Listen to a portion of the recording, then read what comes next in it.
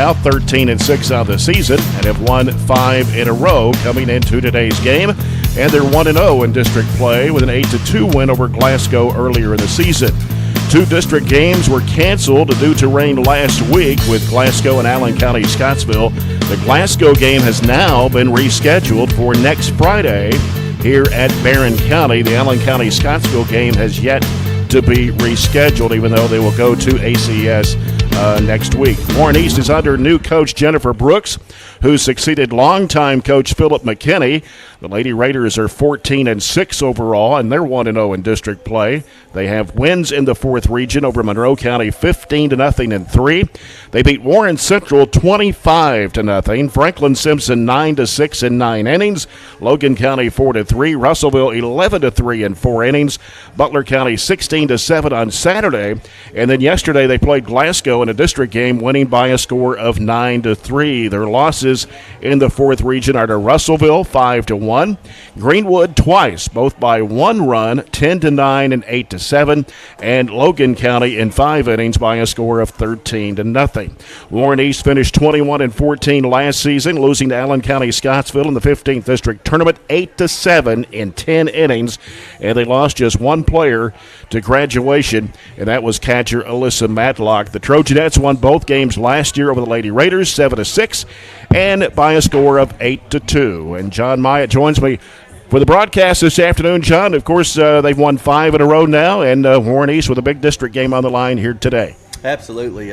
East is a very young team. They returned most of their starters, and they do play a lot of small ball, so we're going to have to be ready for every situation they throw at us. So it's going to be a great game. Yeah, great weather this afternoon, 85 degrees, a light wind blowing right now under mostly sunny skies as we get set for the 5:30 first pitch here from Barren County High. This is the Don Franklin Glasgow countdown to the first pitch. Score big with huge savings at Don Franklin Glasgow. We'll come back with the Brown Sports Bag starting lineups. We'll return after this break. It's the Trojanettes against Warren East on 104 The Score.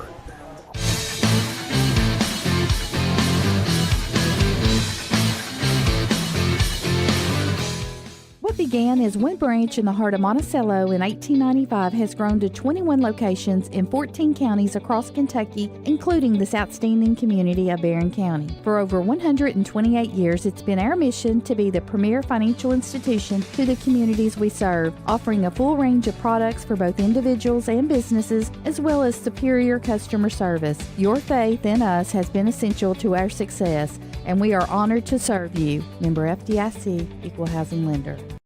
Introducing the Glasgow EPB Customer Payment Portal and mobile app. With our new sleek and user-friendly payment portal, managing your Glasgow EPB services has never been easier. And if you need to make a payment on the go, our new mobile app lets you pay your bills with just a few taps. The Glasgow EPB Customer Payment Portal and mobile app, because managing your Glasgow EPB services should be as simple as flipping a switch. Visit glasgowepb.com/billpay today to sign up and download the app.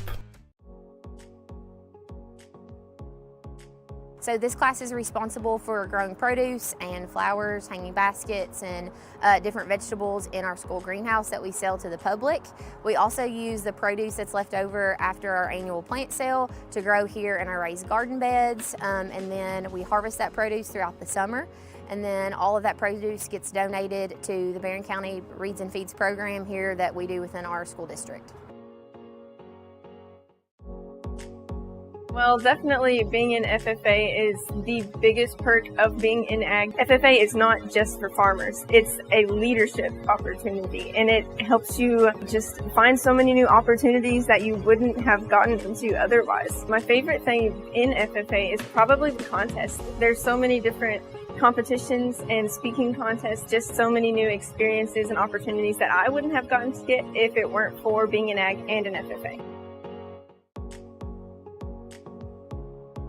I really like the hands-on aspect because I have several students, particularly this year, being that we do have such large gaps from our COVID time, that are having some trouble with reading. They struggle to do that. So when we do the hands-on and they're able to see the models and to watch me do it, that is taken completely out of the equation, and it gives them the confidence to really shine and do all these smaller tasks.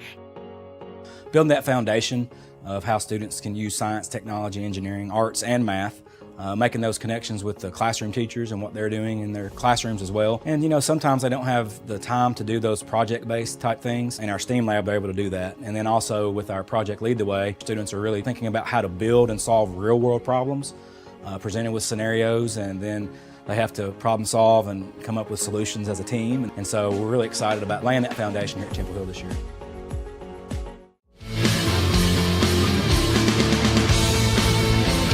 Jordan Brooks, she wears number 4. Starting in the circle today for the Lady Raiders is Tristan Lindsay, number 18. For the Barren County Trojanettes, under head coach Daryl Murphy, his assistant coaches are Rex Rush, Lauren Bailey, along with Stacy Sutherland and Kendra McIntyre. Batting first and playing shortstop is number 3, Katie Murphy. Riley Reed will be in right field. She'll be batting second. She wears number 4. Katie Elmore in left field. She'll be batting third, wears number 12. And batting fourth is playing at third base is number 13, Nora Shirley. Maudie Forrester will be batting fifth.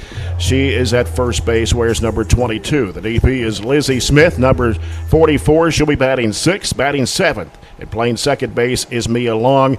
She wears number 2. Gracie Myatt is the center fielder today. She'll be batting 8th, wears number 17. And Briley Adala, number 24. She's the starting catcher. She'll be batting at the bottom of the order. And the starting pitcher is Shay Bogue. And going to have, looking at the lineup there, John, for Warren East, they have a freshman pitcher and a freshman catcher. Tristan Lindsay, she's been around the game a lot. She started pitching at a very young age, and I've watched her pitch since she was in 8U. She does really good as far as locating the ball, and she will keep the hitters off balance. She relies a lot on that changeup. So we're going to have to be aggressive early in the count, I believe, to get some base runners on, and we definitely want to keep our batters in that hitter's count. So we'll see how it goes. Looking at the coaches poll this week, these are the top 10 teams in the state. And South Warren stays at number 1 in the state in the coaches poll. Greenwood is number 9 and Barren County number 16. The 3 teams, the top 3 in the 4th region of the coaches poll. And you look at the ratings percentage index, the KHSAA, which I don't go by a whole lot. You just something to look at on paper. South Warren is number 1, Greenwood is 2, Logan 3, Clinton 4, Barren County at 5, Russellville 6, Warren East at 7. And then Allen County, Scottsville, Franklin Simpson, and Russell County rounding out the top 10. At the bottom is Cumberland County, Todd Central, Bowling Green, Monroe County, Metcalfe County, Glasgow, and Warren Central. And looking at the district standings right now, 3 teams have 1-0 records in district play. 3-way tie. It'll all be a little change after tonight because we've got Glasgow playing Allen County, Scottsville tonight in softball. And so Glasgow is 0-3 already in district play. Allen County, Scottsville is 1-0. Of course, Barren County is 1-0, and Warren East is 1-0. Barren County and Warren East have the best records overall in the district, as Warren East comes in at 14-6, Barren County at 13-6, Allen County, Scottsville at 9-5, and Glasgow at 1-9 on the year. They've only played 10 games. Wow. You know, you sit here and you think about this region in general. There's any of those teams could make noise here late in the year. I mean, they're all gifted and talented, and East is no exception. And I got to watch Allen County play Saturday, and they looked really good. So, you know, the talent's there, and you just got to be ready at the end of the year. That's true. And, of course, on the schedule today, as we mentioned, Glasgow is hosting Allen County, Scottsville. Caverna is at Monroe County. And in baseball, the Trojans are hosting Warren East. That's a big district game. The Trojans won yesterday at Warren East 7-4. So a rematch with the Raiders this afternoon. We'll try to keep you updated on the score. Actually, we can see the scoreboard from up here, so we can kind of keep up with it that way. Also, Glasgow is at Allen County, Scottsville. So we'll see how that game comes out later. Remind you, you're listening to our broadcast here on 103.7, 104.7 The Score, 104thescore.com, and on BC Live. Aaron Russell taking care of the controls on the BC Live feed this afternoon. Acts as our studio producer at the radio station, and glad to have you here on this beautiful, look at that green grass out there. I know, it's gorgeous. What a great day to be on the field and play the game of softball. Had some rain this morning, which we did. I thought was unexpected, but just made the grass even greener. It did. I think they're expecting some weather to move in maybe later tonight. Maybe it'll hold off until this game's through. Yep. So Warren East in blue uniforms. They've got, well, actually black softball jerseys and it's going to be hard to see those numbers way out there. It is. You got blue numbers on black outlined in yellow. Kind of like their basketball team. It is. It's even hard to see the basketball numbers are in the gymnasium. Barren County in all white with burgundy letters outlined in gold. Barren across the front of the chest.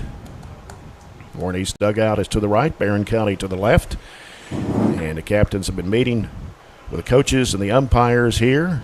And we will have Chris Schalk, who's on the PA, taking care of the lineups for today. Again, it'll be interesting to see how this game comes out because somebody is going to go to 2-0 in district play.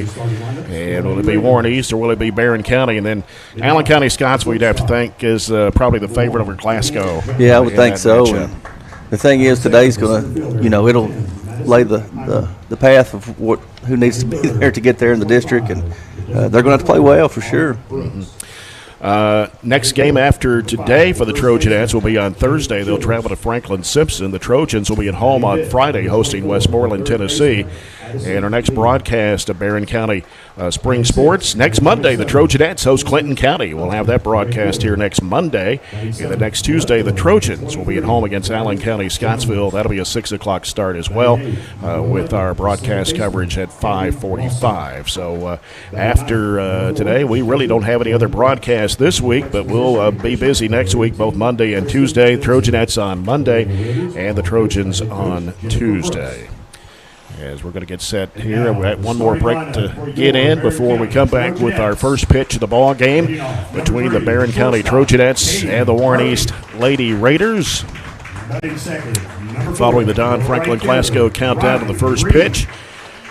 Starters being introduced now for Barren. Of course, we'll have the national anthem here momentarily. Barren County Trojans softball, baseball, right here on 104, 1230 AM WCDS. You can listen and watch at 104thescore.com, or you can actually watch it on your phone, the 104 The Score app. Watch on youtube.com/BCHS Live. And you can also watch on EPB Channel 19 and SCRTC Channel 97. So when we come back, we'll get that first pitch as Barren County, an important district game here this afternoon, taking on the Lady Raiders of Warren East. And you're following Trojanet softball here on 104 The Score.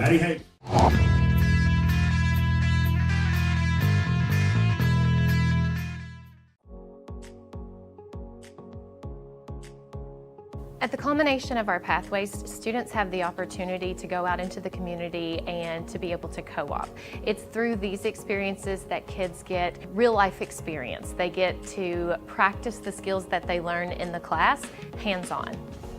I'm working here at Commonwealth Broadcasting Corporation, and it's just really awesome. I get to do lots of cool stuff like write commercials. I've voiced a couple commercials, and I just kind of help out with whatever anybody needs. My favorite part is getting to meet all the different kinds of people and also just getting opportunities like this co-op.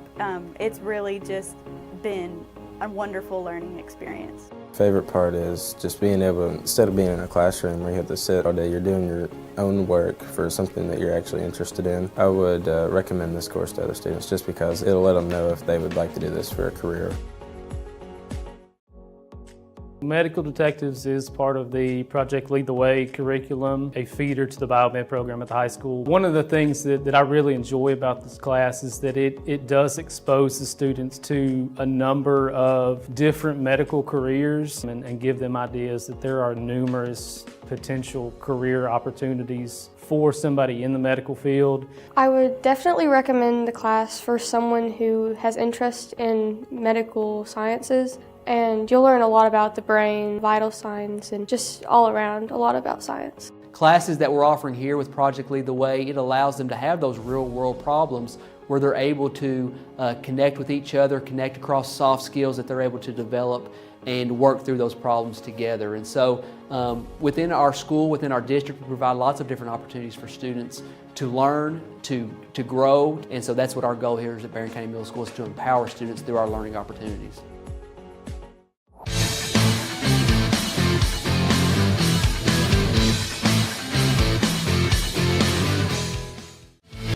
Shay Bogue in the circle for Coach Darryl Murphy this afternoon. Bogue, ERA at 5.93. She's 7-2 on the season with 1 save. Struck out 27 batters. She's walked 28 and given up 43 runs, 39 of those earned, and 59 hits in 46 innings of pitching. And to start things out for Warren East is Lydia Jones for the Lady Raiders. Jones batting .483 on the year with 29 hits on the season in 19 games. She's hit 2 doubles as well for Warren East. Right-handed hitter. You know, it's one of the things right here with Shay leading off the game here. We need to work ahead early in the count and make them stay in a pitcher's count instead of a hitter's count. Yep. Bogue yesterday threw 59 pitches against Russell County. First pitch to Jones is outside for ball 1. Gave up 6 hits yesterday against the Lady Lakers. Struck out 1, walked 2 batters. And 3 2/3 innings of pitching. Here's Bogue. And that pitch got the outside corner. Evens the County 1-1 to Lydia Jones. Shay really threw it well yesterday. She came out early and was aggressive and worked the outside part of the plate. And she got in a little trouble there at the end, but hats off to her. 13-6 win. Change-up is going to be a ground ball right to first. Stepping on the pad is Forrester, and there's one away. It's a great pitch right there. A little change-up, keep her off balance.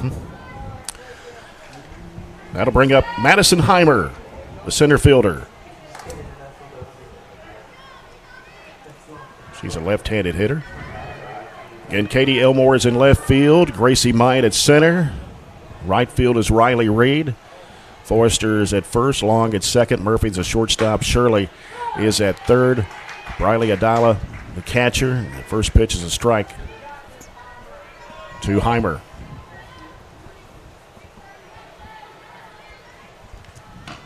And that one's going to drop into the center field for a base hit for Heimer. She left that one up a little bit there, and she hit it right back where it came from. Yeah, that's her 18th hit of the year, batting at .327. That's Autumn Brooks. Brooks on the season, batting .441, 15 hits on the year, 5 runs batted in, 3 doubles. And she lays down a bunt. Scooped up, throw to first is in time. Couldn't get a double play, though, as runner advanced to second. But there are 2 down for Warren East. It's a great play by Nora there, coming up and charging that ball hard and making a good strong throw to first to get her. She's quick out of the box. First baseman, Jaylee Childers. Jaylee Childers, the hitter now for Warren East. Childers batting .382. First pitch is a ball to Childers. 21 hits and 21 runs batted in with 3 doubles. It's pretty productive. And that pitch, did it get the end of the bat? I couldn't hear it real well. I think it was here. on the outside part of the plate. Okay, I just think she swung and missed that one, but it was close. It's a good pitch by Shay there. Sometimes I hear things that I shouldn't hear, or think I'm hearing. Another good pitch. Yeah. So that was low. Yeah. Yeah, 2-1.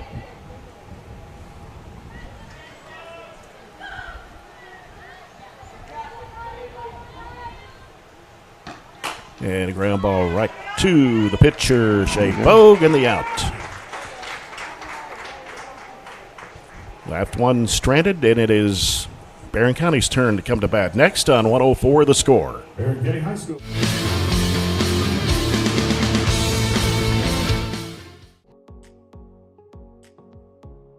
Either learning about animals or being outside in the greenhouse. My SAE project is a farm-to-table cookbook. I like to cook, so I thought that I would make a collection of recipes that you can get the products for here in Barren County. Being able to see them make the connection between what they're learning in class, how to grow and produce their own food, that hands-on learning piece that they might not get otherwise. And so that's really rewarding for me. I have been taking ag class since my 8th grade year. In 8th grade, I was able to be the BCMS FFA secretary, and that's when I first started falling in love with FFA and ag classes. It has made me such a better public speaker. Before FFA, I was scared to get up on the stage and give a speech or even perform with the drama club. But now it has helped me become a better speaker, a better leader, a better server as well, because FFA is also very service-based, and it's really has helped me come out of my comfort zone.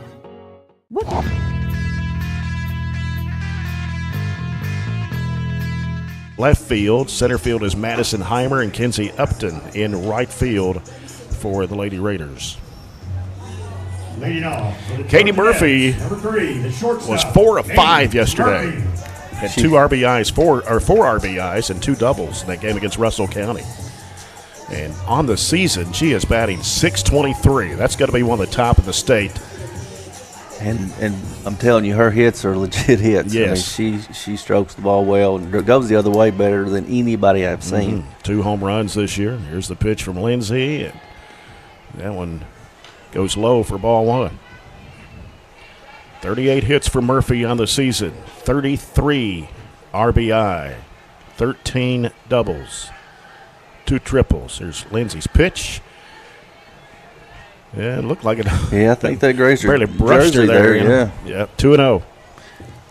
I don't think she's going to complain. I think she wants to get in there. She wants to hit the ball. That's what she Absolutely. wants to do. And that looked good on that pitch. Yep. 2-1 to Katie Murphy.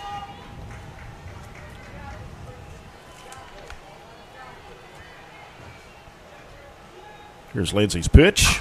And smacks that one toward the dugout of Barren.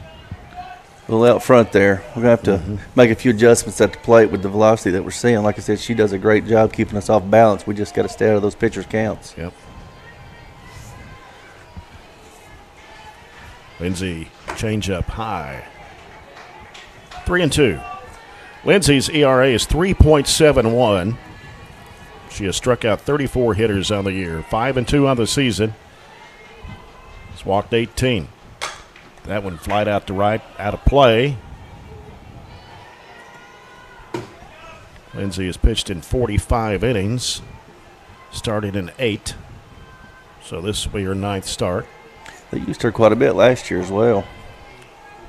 Yeah, as an 8th grader. And that pitch is going to walk Murphy. Good at bat right there.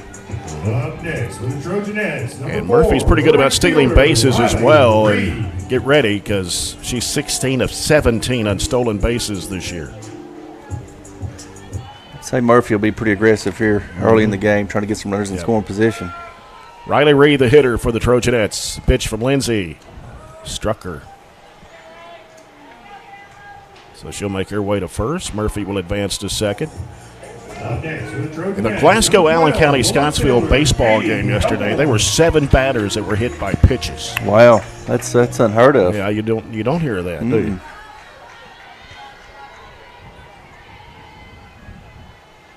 Katie Elmore. And first pitch is a ball.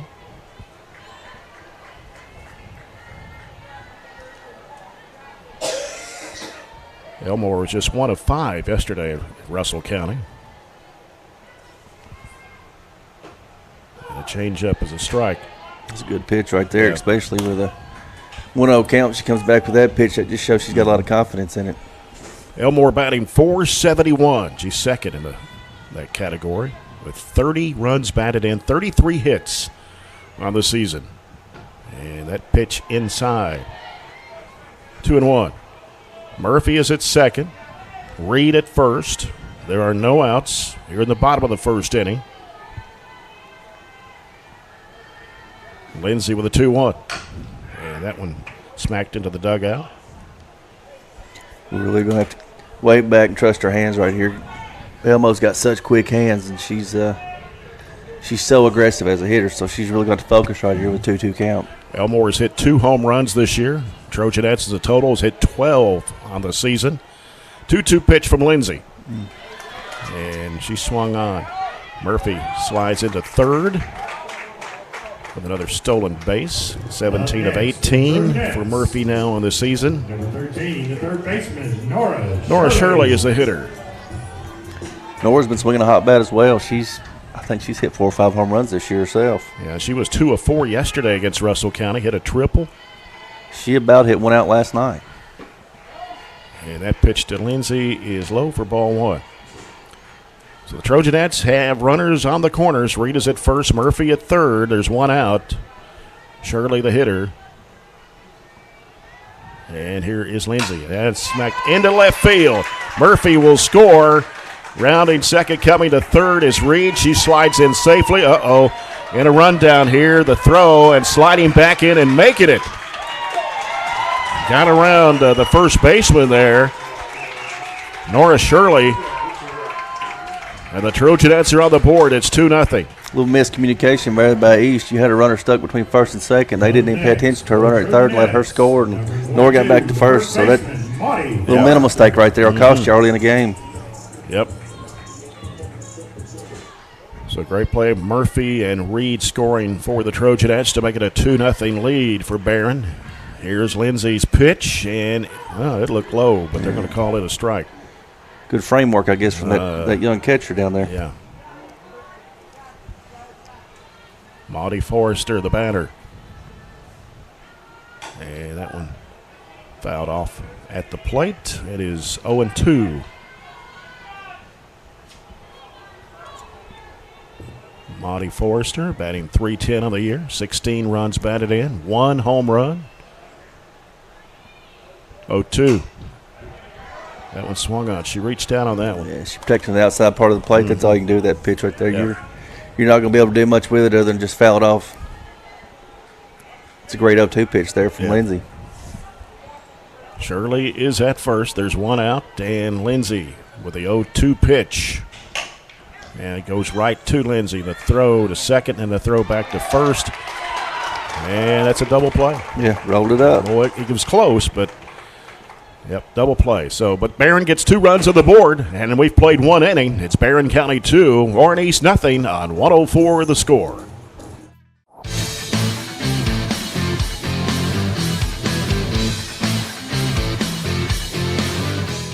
Began as one branch in the heart of Monticello in 1895, has grown to 21 locations in 14 counties across Kentucky, including this outstanding community of Barren County. For over 128 years, it's been our mission to be the premier financial institution to the communities we serve, offering a full range of products for both individuals and businesses, as well as superior customer service. Your faith in us has been essential to our success, and we are honored to serve you. Member FDIC, Equal Housing Lender.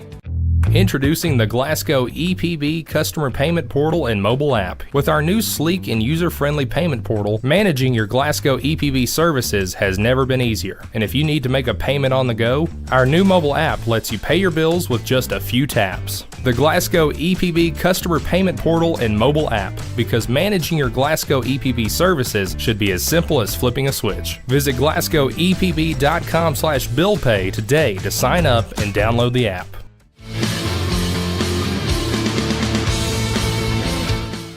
Good inning here. Barren County with a 2-0 lead over Warren East, as the Lady Raiders will start out with Addison Lee.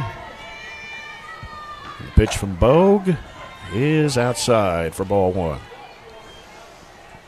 And then another 10-pitch inning here. That was a real productive inning by her last inning. If we can get those, and she should be able to work through this game with ease. Addison Lee batting .418 on the year. And it was going to roll into the Barren dugout to the left. 23 hits, 13 runs batted in, 6 doubles for Addison Lee.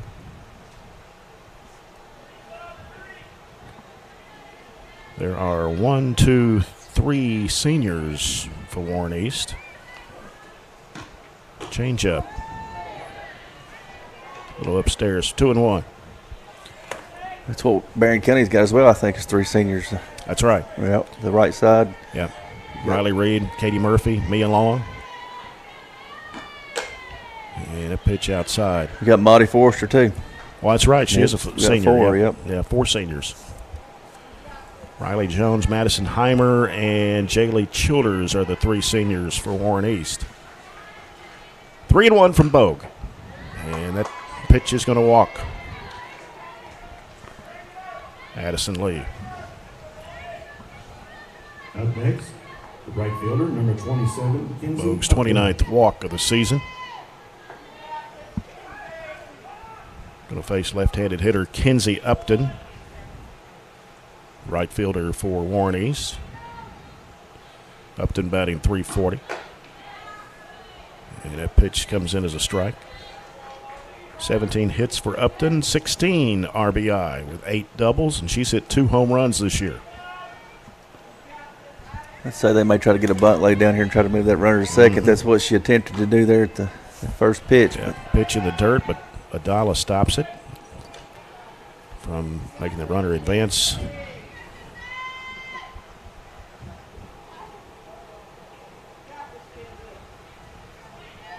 But Lee is at first. And the 1-1 coming from Shea Bogue. And it was swung on. Good pitch there from Shea. Come back there and make it a 1-2 count. She's got a few pitches here she can play with to see if she can't get her out.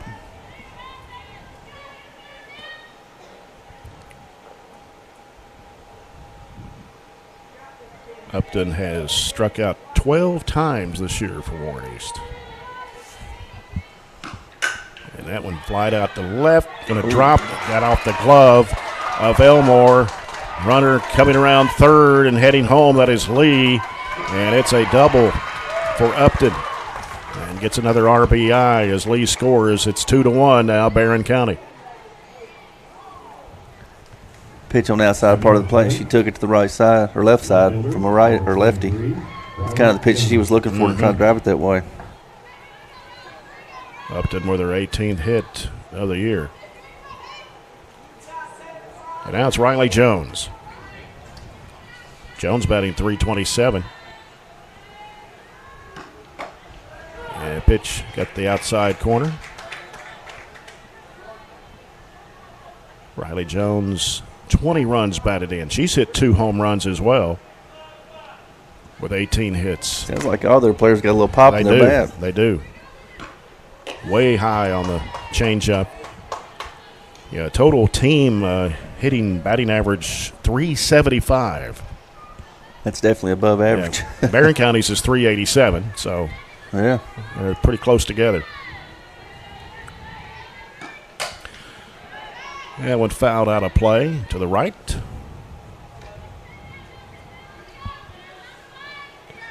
Counts 1-2 with no outs. They have scored a run and a runner for Warren East at second. It's a pretty important pitch here, something out of the zone, something she can't make contact with for sure. Yeah. And runner got to go to third. Got her. Got her out. Yeah, I thought she was a little slow diving. And she got a late jump there, too. Yeah. So it's one away for Warren East here. It's tough when you make that first out at third right there, too. You take her out of scoring position. Yeah. And that's going to bring up now the second baseman. No, Riley Jones. I'm sorry. She's still there. She's still there. Yeah, she fouled that one out of play. But there are 1 out now for Warren East. It's 2-2 to Jones.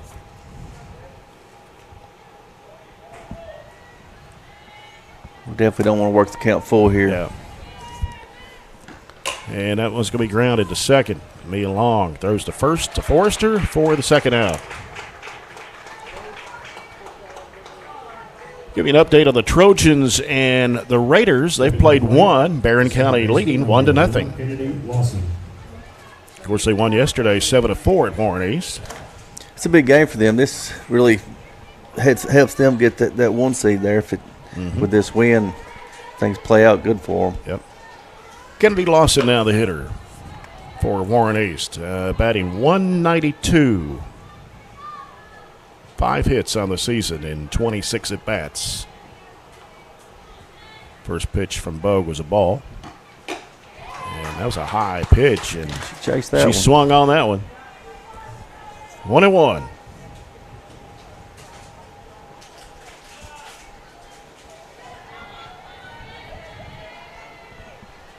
Bogue. That one looked good all the way. Yeah, that was a good pitch there. That caught the outside part of the plate. She just watched it go through. Counts 1-2 to Lawson. High changeup outside. 2-2.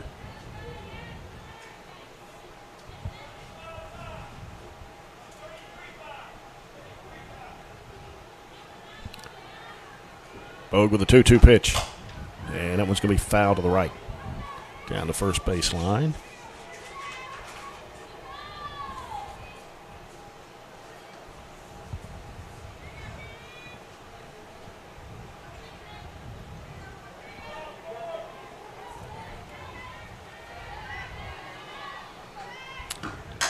That one smacks to third. Long throw to first is in time, and that'll do it for Warren East. They do get 1 run on the board, though, and we played an inning and a half. It is Barren County 2, Warren East 1 on 104 The Score.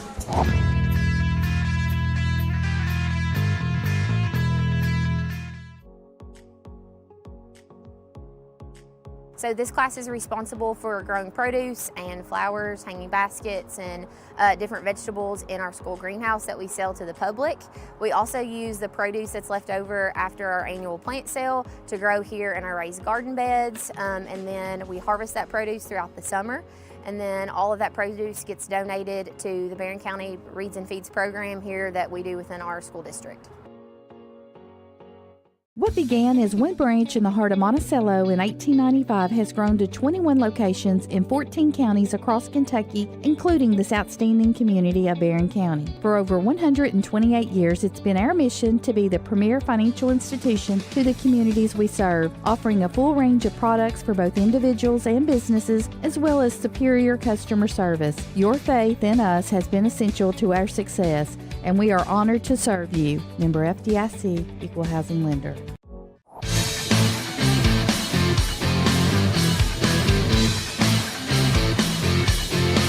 Afternoon here at Trojanet Field.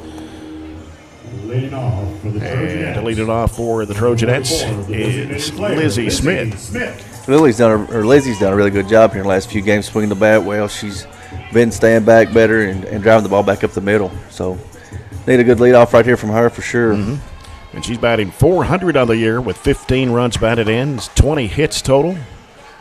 And she's hit 2 home runs this year. She hit one last night that she got every bit of it. I was looking at her stats from she hit 1 home run yesterday against Russell County. Mm-hmm.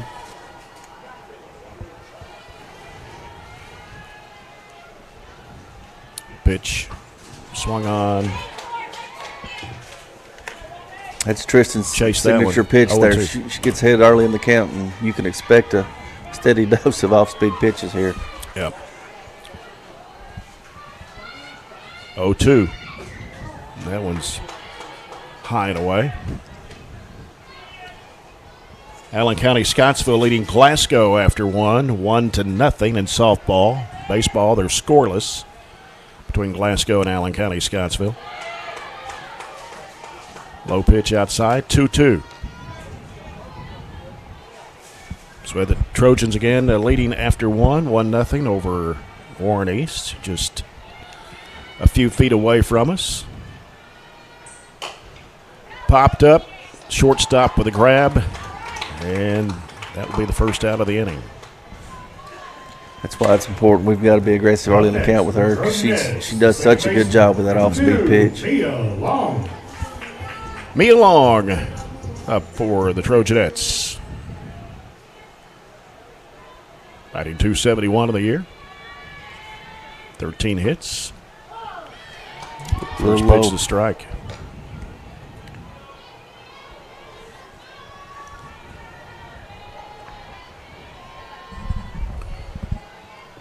Long, one of the 4 seniors for the Trojanettes. Oh, I must have got the outside corner.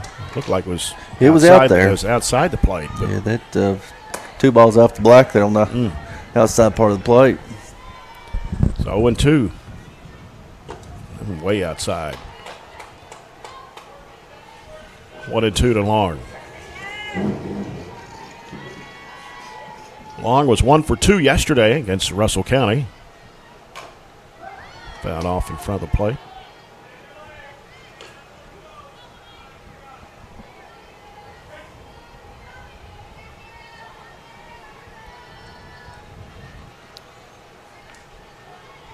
Lindsay, the freshman pitcher, and that went outside. Evens account at 2 balls, 2 strikes. 1 out, nobody on. Trojanettes leading 2-1. Here in the bottom half of the second. That one popped out to the left, caught by the left fielder, which is Riley Jones, and there's now 2 away for the Trojanettes. She hit that ball well. She just hit it right at her. Trojanettes, number 17, center fielder, Gracie Myatt. Gracie Myatt coming up.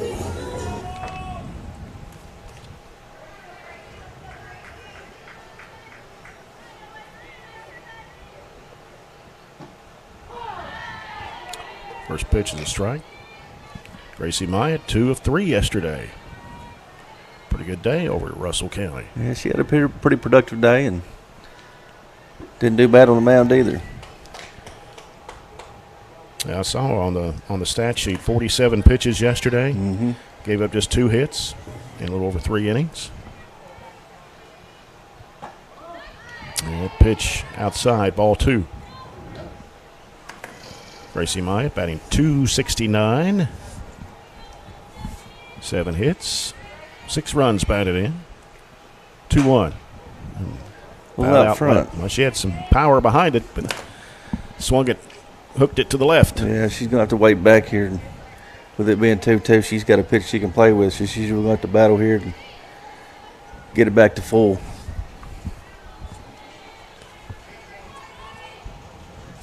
Lindsay with a 2-2. That one's in the dirt. Full count here. 3 balls, 2 strikes, 2 outs. Nobody on.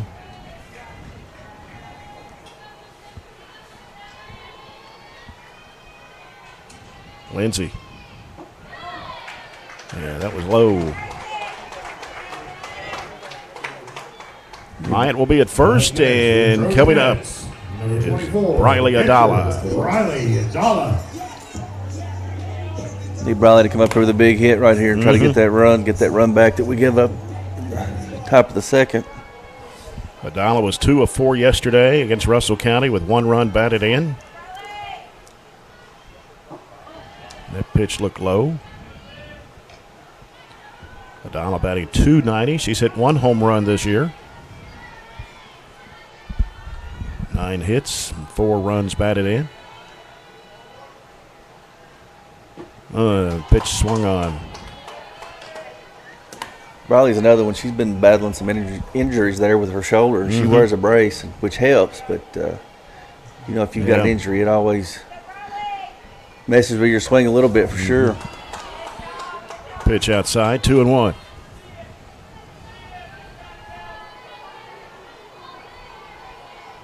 Gracie Myatt at first, 2 outs, 2-1 pitch from Lindsay.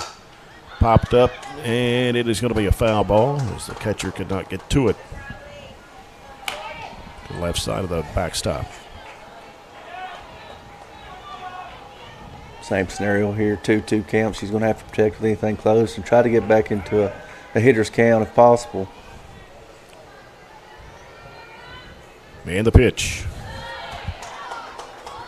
We'll make it a full count. 3 balls, 2 strikes, 2 outs. Let's give Gracie a little bit of a head start there on first. On the release of the pitch, she should be breaking. Gracie Myatt 1 for 1 on stolen bases. Here's the pitch, and it's fouled off in front of the plate. I believe it hit Adala on the foot. I think it did too.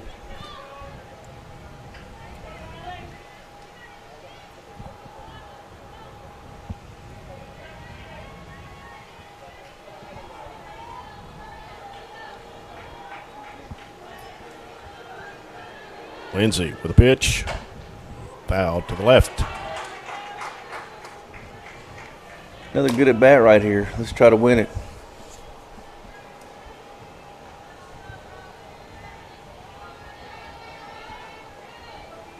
Need her to get on and let Katie come up and try to do some damage. Pitch. Oh, I thought that was outside. He's called that pitch. It's off the outside part of the plate, but he's called that pitch twice. We're going to have to protect that. Yeah, that ends the inning, and it's 2-1. Barren County over Warren East. We'll go to the third inning next on 104 The Score.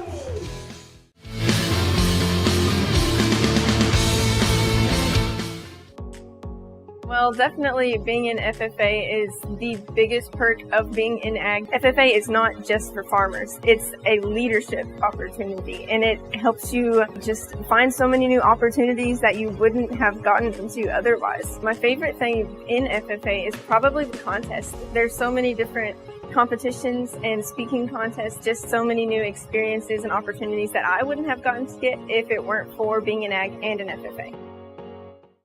Introducing the Glasgow EPB Customer Payment Portal and Mobile App. With our new sleek and user-friendly payment portal, managing your Glasgow EPB services has never been easier. And if you need to make a payment on the go, our new mobile app lets you pay your bills with just a few taps. The Glasgow EPB Customer Payment Portal and Mobile App, because managing your Glasgow EPB services should be as simple as flipping a switch. Visit glasgowepb.com/billpay today to sign up and download the app.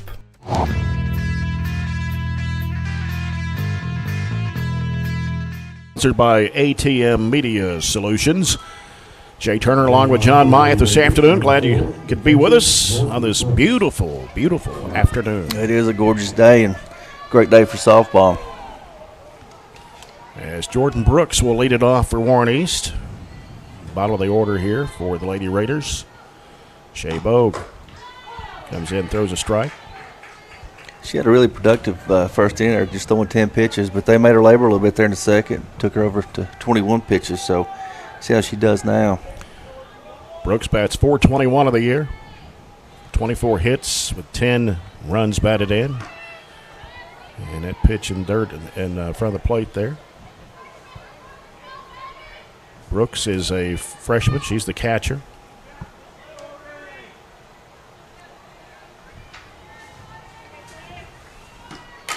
And a little chopper to short. Murphy fires to Forrester.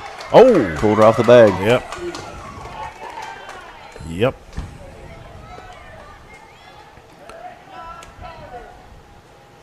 So we go back to the top of the order for Warren East now with Lydia Jones. Number 1, Lydia Jones. Lydia Jones grounded out to Mia there in the first inning for the first out, so maybe we can get that same scenario and roll it up here. Leading hitter for the Lady Raiders at .483. And pitches a ball to Jones.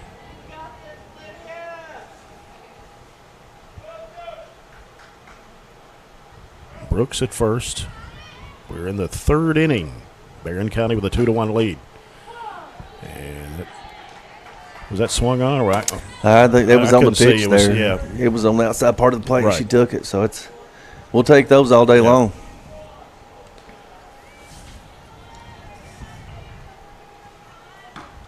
And it's a chopper. It's Murphy going over, step on the pad, and it's the out first out of the inning. Got that out at second there. Yeah. The lead runner. Up next, number 10, Madison Heimer. Madison Heimer. Now the hitter for Warren East, the center fielder. She's the one that hit it right back up the middle, her first at bat there. Left-handed hitter. Bogue. This is popped up high to the left. Charging for it, Elmore. She got it. There's 2 away.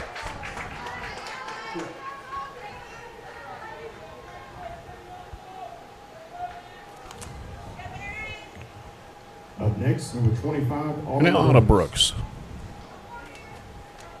Anna Brooks and Jordan Brooks related. I believe that they're twins. Are they twins? Are they? pitch is a strike.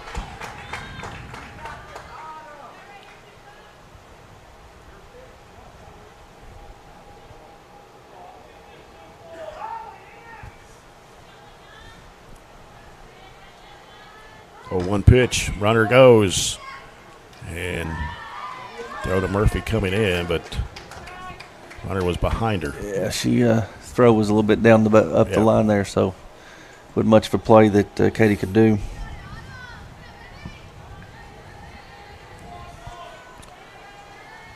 Count is 1-1.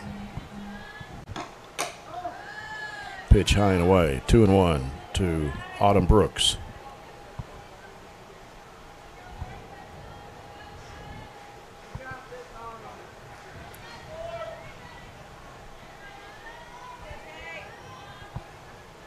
Two-one pitch from Bogue. High and away. 3 balls, no strike to Brooks. 2 outs. Might need to bust her something inside. That's 3 straight away. See if we can't get something on her hands right here. 3-1 from Bogue. Grounder as Murphy throws to first.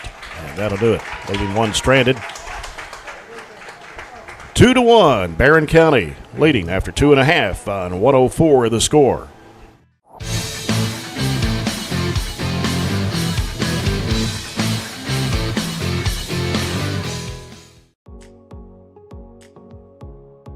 I really like the hands-on aspect because I have several students, particularly this year, being that we do have such large gaps from our COVID time, that are having some trouble with reading. They struggle to do that. So when we do the hands-on and they're able to see the models and to watch me do it, that is taken completely out of the equation, and it gives them the confidence to really shine and do all these smaller tasks. Building that foundation of how students can use science, technology, engineering, arts, and math, making those connections with the classroom teachers and what they're doing in their classrooms as well. And sometimes they don't have the time to do those project-based type things. In our STEAM lab, they're able to do that. And then also with our Project Lead the Way, students are really thinking about how to build and solve real-world problems, presented with scenarios, and then they have to problem solve and come up with solutions as a team. And so we're really excited about laying that foundation here at Temple Hill this year.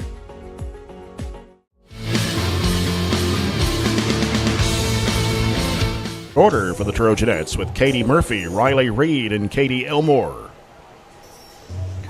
Katie walked her last at bat, so we'll see what she does here. We've made Tristan labor a little bit. In the first inning, she threw 18 pitches. There in the second, she threw 23. So if we keep that pitch count up, it'll definitely work in our favor. Yep.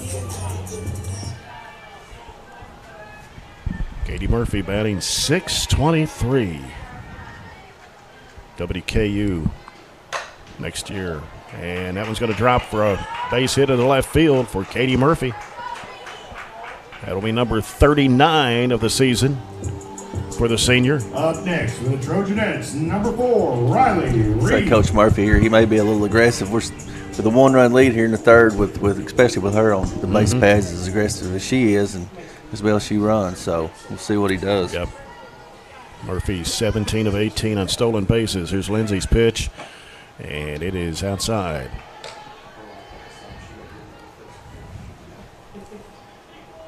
Talked about Riley Reed. She was 2 of 5 yesterday and went over Russell County.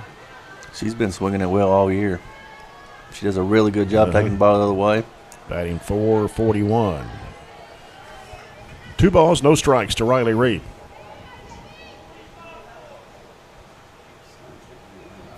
One triple, 5 doubles, 20 runs batted in, 26 hits on the year. Lindsay, Murphy goes into left field. It's going to drop for a base hit for Riley Reed. And now we have runners at first and second with Katie Elmore, the batter. Next for the Trojanettes, number 12, Katie Elmore. This is where Katie's really going to have to focus on staying back right here. Drive the ball back up the middle. 7 different Trojanettes have hit home runs this season. Elmore's hit 2. Oh, a high changeup. Murphy's going to fire to third, and ball got away from. It's a great slide by Katie. Lee went on the outside part of the bag. So make it 18 for 19 on the season now for Katie Murphy.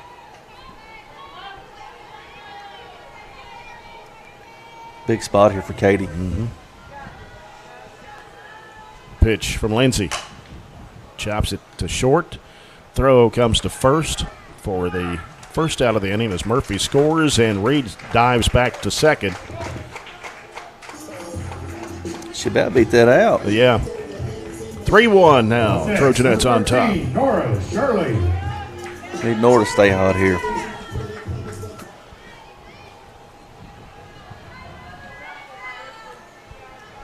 Lindsay with a pitch. And it's outside for ball one. That pitch is borderline to what he's been calling strikes. I mentioned Shirley's hit 3 home runs this year, 16 RBI. Lindsay fires. That's fouled right to the Warren East dugout and then bounces off the wall right back to the pitcher. She got that in on Nora's hands. I'd say that that may come right back with that pitch or something off speed away. 1-1. This is the outside corner, 2-1. Reed is at second. Trojanettes lead at 3-1 here in the bottom of the third.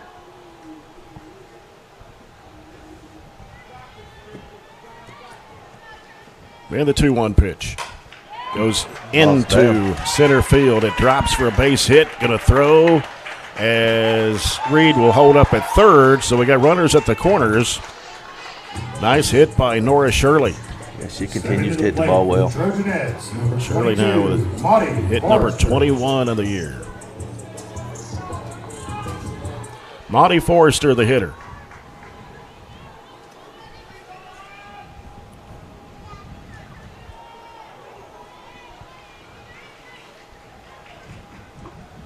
And runner's going to go. Norris Shirley goes to second as Reed will hold up there at third. Snap down to third base there, but I got away from him. Big spot here for Maudie. Shirley, that's only her second stolen base of the year. That's down. And that's going into left field as Reed will score. Shirley will score. And it will be a triple. Wow. For Maudie Forrester. Come in clutch right there. That's her first one of the season. And tack on 2 more runs batted in. That's 17 and 18 for Forrester. Now it's a 5-1 Trojanet lead.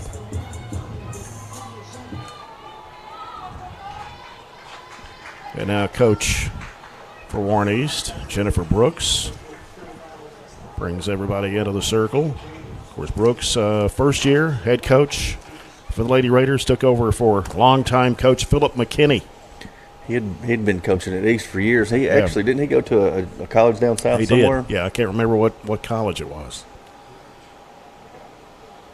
So time called here. We'll give you an update. Trojans are deadlocked with Warren East after 2. It's Trojans 1 and the Raiders 1. And let's see. I don't think I have anything on the Glasgow, Allen County, Scottsville games. This is the other. Oh, it's Autumn Brooks is going to pitch. Is she a freshman as well? I don't have the original roster in front of me, and I don't have. Well, I think she probably is. Yeah. And so that would mean that I think you were right about what you said earlier about Autumn and Jordan. Yeah, because I knew that being twin sisters. I'd heard them talking about some sisters there, pitcher and catcher, and that just gives you an example with pitcher being a freshman, your catcher's a freshman, the pitcher you just took out was a freshman, so the future looks good for East for sure. So I guess you're going to say the sisters are playing pitch and catch. There you go. She's got her hands full here with Lizzie. I hope she continues to stay hot and stays back and drives the ball. Trojanettes with 3 runs on the board here in the bottom of the third. 5-1 lead. And here's the pitch, and it is going to be fouled off to the right by Smith.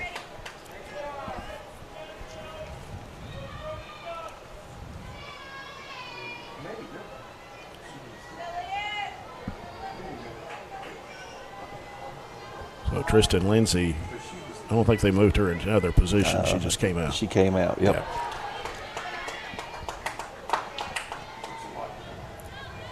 I think it's a 1-1 count here. Yes, yeah, that's right. 1-1 to Lizzie Smith. Lizzie hit the ball in the gap. Brooks fouls that one toward the Warren East dugout. Her first at bat there.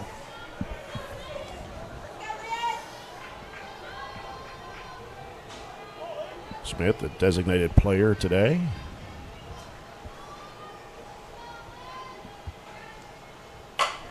Left field, and it is going to go foul. Hooked just there at the Just last barely. minute. Yep. Forrester is at third. There's one out. And the count to Lizzie Smith is 1 ball, 2 strikes.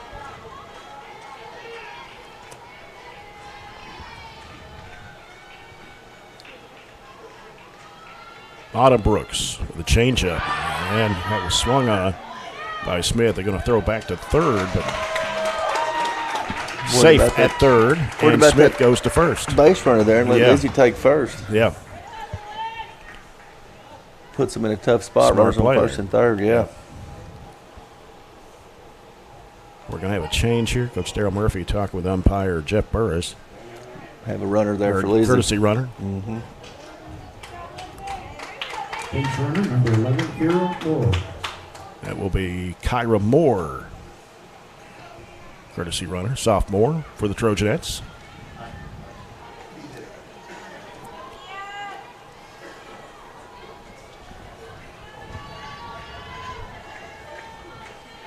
Brooks. And strike there to Mia Long. Mia hit it well last at bat. She, at the left field, she just hit it right at her. Mm-hmm. So we'll see if she can't put it somewhere a little different there. But yeah, as long as she keeps squaring the ball up like that, it'll find a home. Autumn Brooks. And the runner will go as Kyra Moore steals second.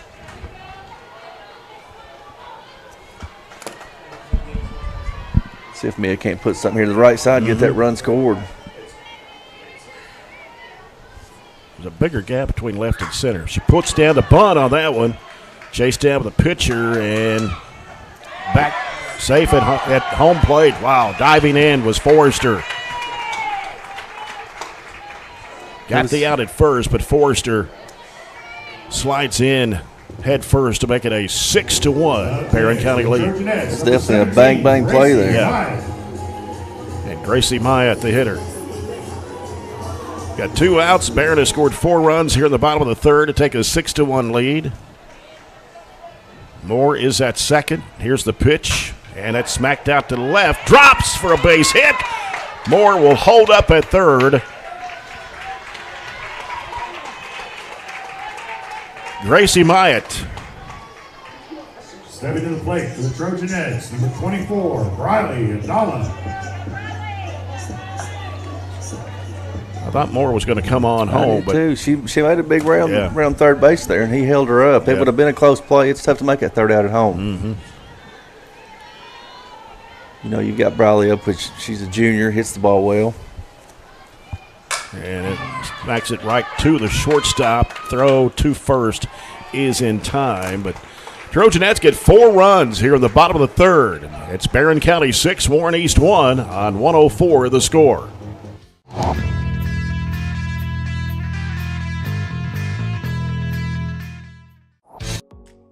For me, favorite thing to teach is just anything coding. I guess if I'm picking something specific, it would be JavaScript. That's just my first programming language that I learned, and it's just, I don't know, I feel like there's so many fun things that we can do with that.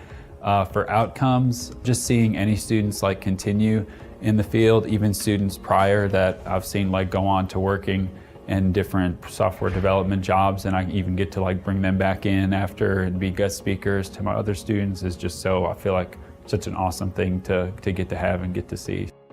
It's definitely not what you think it is. There's a lot of different people. You meet a lot of different people with a lot of different perspectives. It's really a community, and you're kind of there to just help each other. Just this career pathway in general, not just the pathway here, but just his career, I feel like can be a great opportunity. The flexibility that comes with it, and obviously the pay, that's just something that's great for anyone that's interested in it.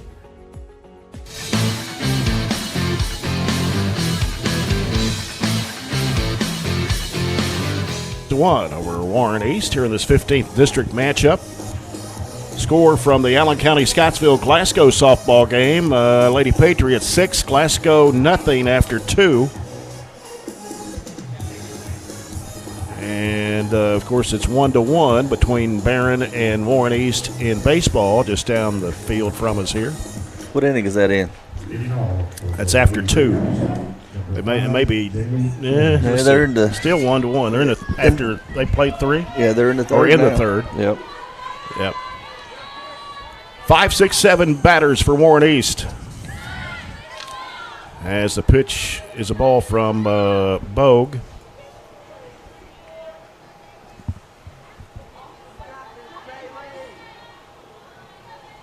Here's a second pitch. Goes into right field. Got over long.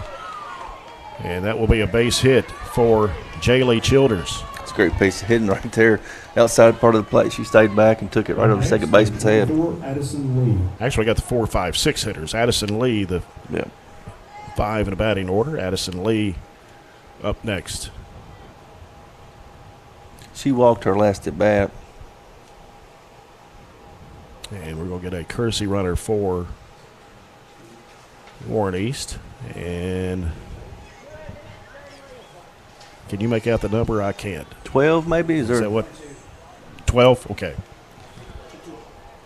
22. Or 22. Kaylee Jones. Kaylee Jones. She's an 8th grader.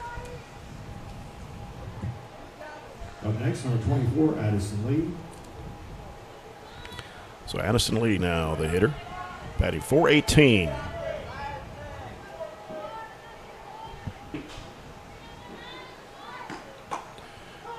And the pitch comes in as a strike from Bogue. Baseball score, Glasgow 2, Allen County Scottsville nothing after 3.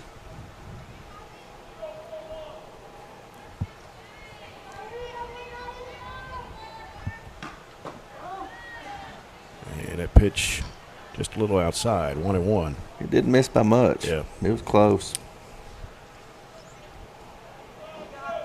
You're following the Trojanettes here on 104 The Score, WCDS Glasgow at 12:30 a.m., 104thescore.com. High changeup as runner will slide into second, that being Kaylee Jones. We're on BC Live today on the school channels, EPB Channel 19 and 97. 2-1. That's a good pitch right there by Shea, down and away. She chased it down. There wasn't much you could do with that, so we need to try to get her out here, leave that runner at second.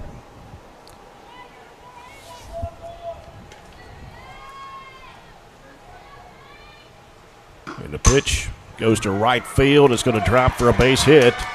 And rounding third, heading home. Here's the throw to Adela, and a little bit too late as Jones scores.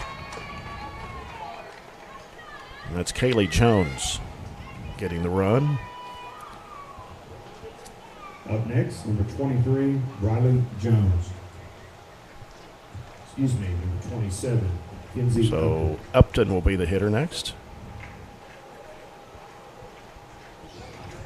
Coach Darryl Murphy talking with the Trojanettes in the circle right now. 6-2 in favor of the Trojanettes as they try to go 2-0 in the district with a win here today.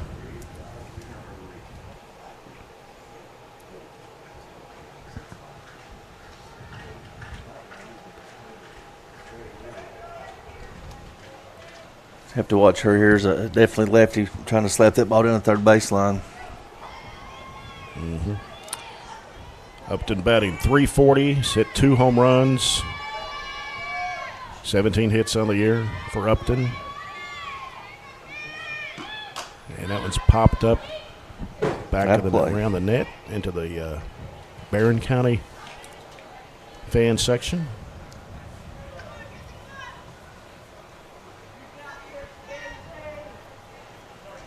Lady Raiders with Addison Lee at first. There are no outs here at the top of the fourth. Bogue with the 0-1. And it goes over Shirley, and it will be. Did it foul? Was it hooked? No, it's fair ball. Okay, it hooked off after. Yeah. Okay. She did exactly what she wanted to do outside pitch. That's what you need to do. She took it right over the third baseman's head. There's nothing you can do there. That's one thing. Lefties are highly effective when they can do that. Now Warren East with 2 runners. First and second. Brings up Riley Jones. She swings on that pitch from Bogue. Need to find an out here. Fourth inning here, brought to you by Southern States in Glasgow. Pitch from Bogue. And that one low.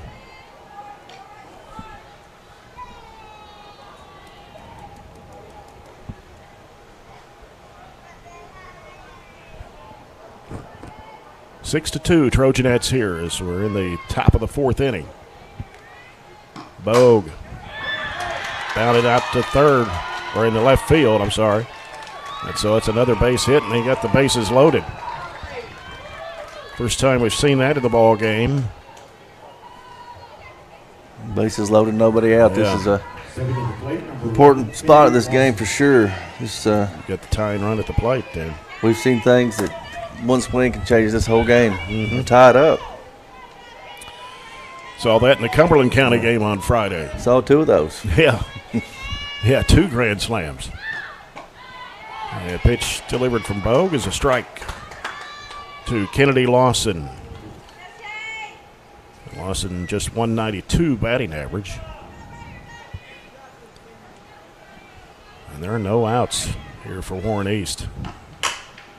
Goes right into right field, right past the first baseman Forrester. 1 run scores, 2 runs score. And now it is a 6-4 ball game. Now time call. Coach Darryl Murphy will make a change here, I believe.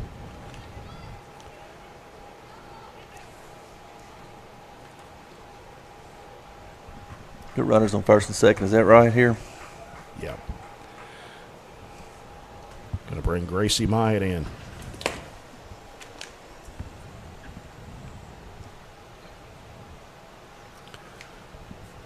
That was Lawson, only her 6th hit of the year. Well, she did what she was supposed to do. That pitch was down and away, and she took it right down the first baseline. That's all you can ask. Definitely a little spot here. The 2-run lead with runners on first and second with nobody out. So Gracie Myatt will get warmed up here.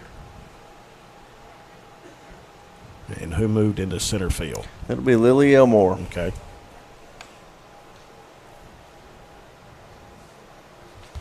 Lily made a big play yesterday at Russell County.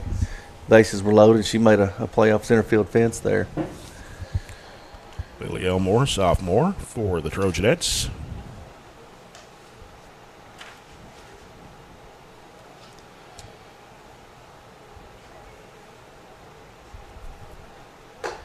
Gracie Myatt has pitched in 3 1/3 innings, and that was yesterday. That was actually. yesterday. Yeah, she's been battling a knee problem, and she hadn't threw any at all until maybe 1 pin before yesterday.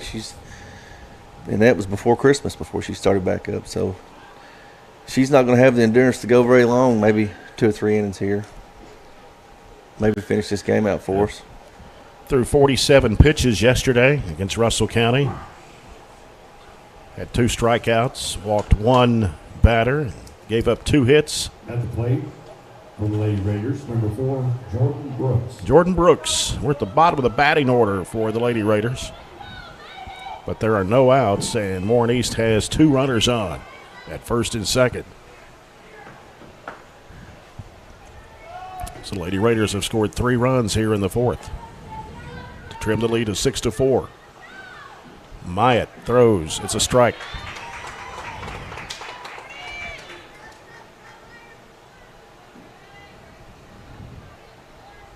She just needs to keep the ball down here, let her defense work.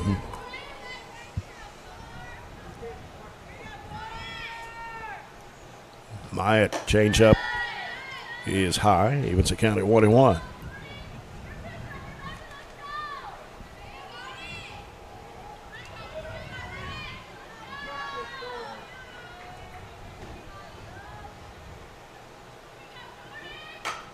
Lays down a bunt, scooped up by Myatt. Throw. Oh, what a catch. Pulled her off the bag. Forster had to go up high to grab it. Got her off of the pad there, and so now the bases are loaded. Number 1, Lydia Jones. Leadoff batter. Yeah, you got Lydia Jones. Third time at bat in this game. She's 1 for 2 today. Pitch low inside for ball 1.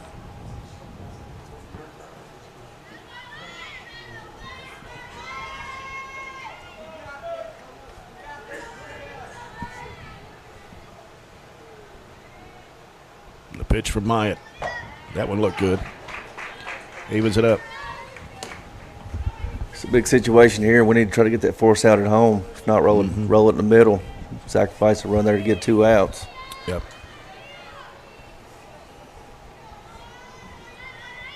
One pitch. Flied out to left. Caught by Elmore. And they'll have 1 run to score to trim it to 6-5. Give this 1 out. Yep. And now At the plate, number 10. it's Madison Heimer, the hitter for Warren East. She flew out in the 3rd and got a hit in the 1st. She's 1 for 2 as well. Change up high.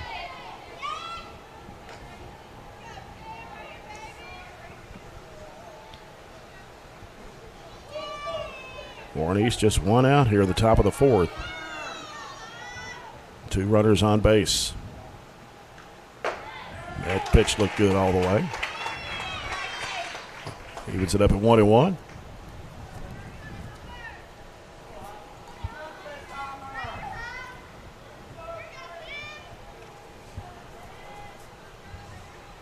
And the pitch coming to Heimer. There's a high pitch, 2-1.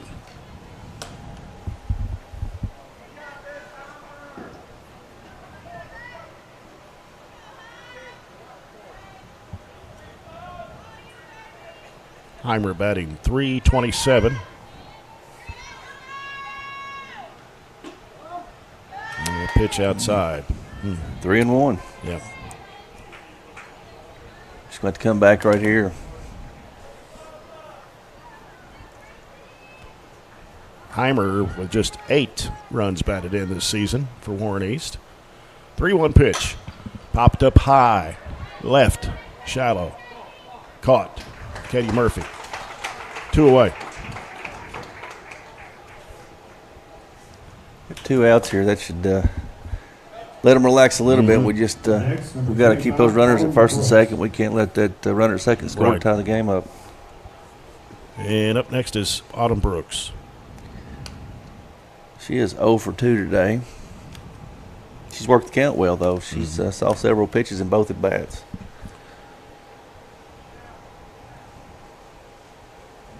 Warren East with 2 outs here in the top of the 4th, but the lead is just 1 run for Barren at 6-5.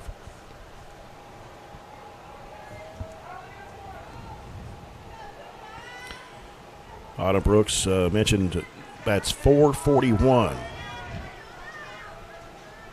15 hits on the year. Very dangerous hitter to be in this situation. Pitch from Myatt. Right line drive. Right to Forrester. That will end the inning. They leave 2 runners stranded, but they score 4 here in the top of the 4th. It's Barren County 6, Warren East 5 on 104 The Score.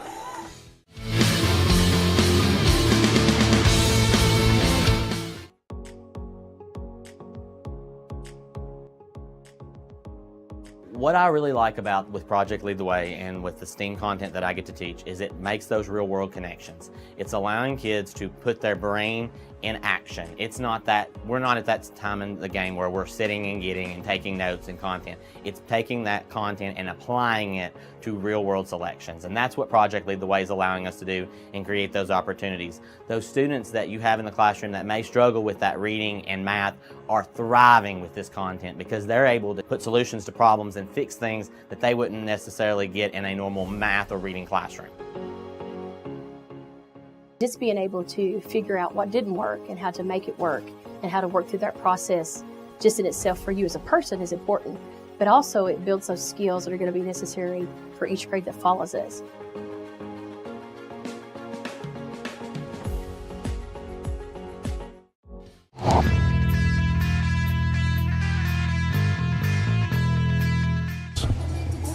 As Warren East scores 4 runs in the top of the 4th inning.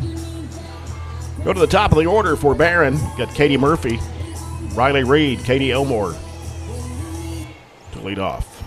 Katie walked her first at bat. She hit a single to the left. Then we've got Riley Reed. She walked her first at bat and got a hit in her second at bat. So we need to get this inning started off in the right direction.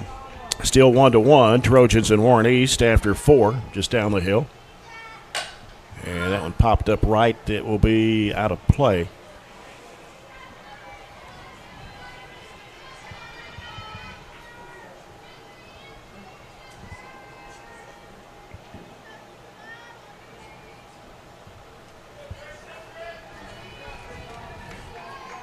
Autumn Brooks in the circle. That pitch outside. Evens the count at 1-1.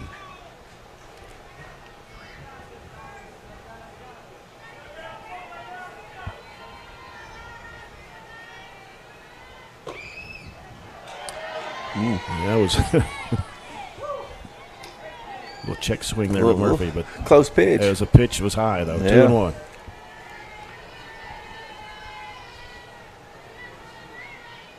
Change up goes into center and back to make the catch is the center fielder Madison Heimer. Hit that right at her. Yeah, right at her. Up next with the Trojanettes, number 4, Riley. Now Riley Reed up next for Barren. Mentioned earlier, Warren East beat Glasgow yesterday in a district game, 9-3. And Glasgow played Allen County Scottsville today. Oh, that pitch way over the head of the catcher. That one got away from her. Uh-huh. The Brooks sisters didn't connect on that one.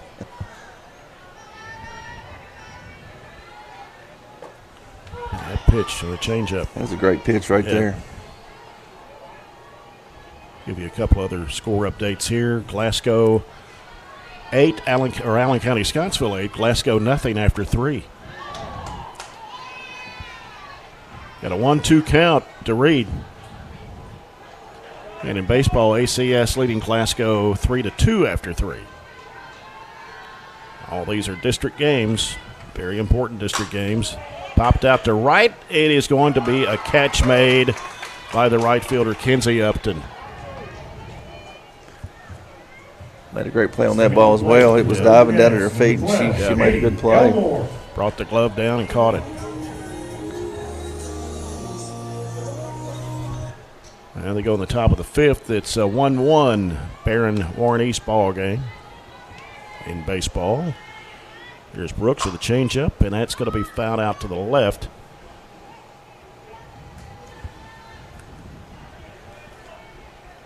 Katie Elmore,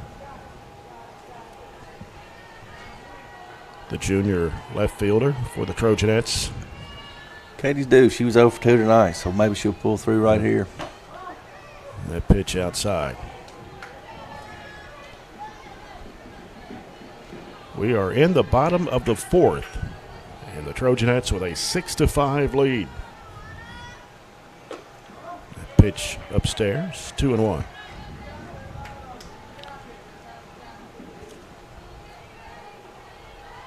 Barren County has an 8-2 win over Glasgow in a district game.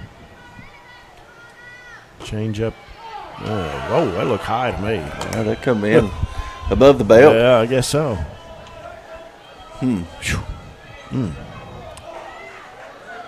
There's some complaining going on down there. 2-2 pitch. Popped up high in the center. Back to get it. Let's go. And went over the fence. Hey. I thought it hit the top of the fence. It hit her glove and went bounced out. over. It hit her glove. It hit her glove. Okay. Yeah. It hit something out there. Katie Elmore with her 3rd home run of the season. Makes it 7-5. We needed that insurance run right there for sure. Yeah, the center fielder made a good play. She got back on the ball, and it tipped off the end of her glove and went over.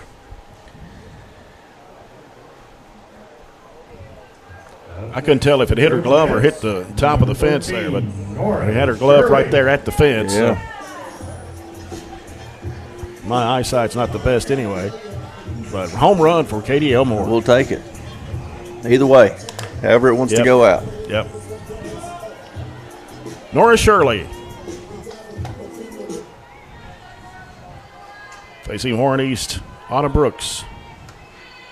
Change up, and thought that might be a called strike. There's a 15-mile-an-hour difference between her fastball and changeup. It's And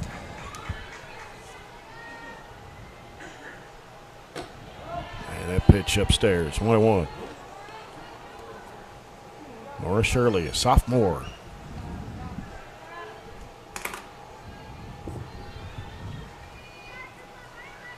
Mm. 2-1 to Shirley. Hitters count here. She don't want to go 3-1 with her. This if she gives her something to hit. Barren County does have 2 outs, but got another home run by Katie Elmore to make it a 7-5 lead. Here's Brooks, and that's popped up, go into the gap, into left center. And Shirley with another base hit. She's had a good day today. Yeah. Number 22, Maudie Forrester. Maudie Forrester coming up for Barren.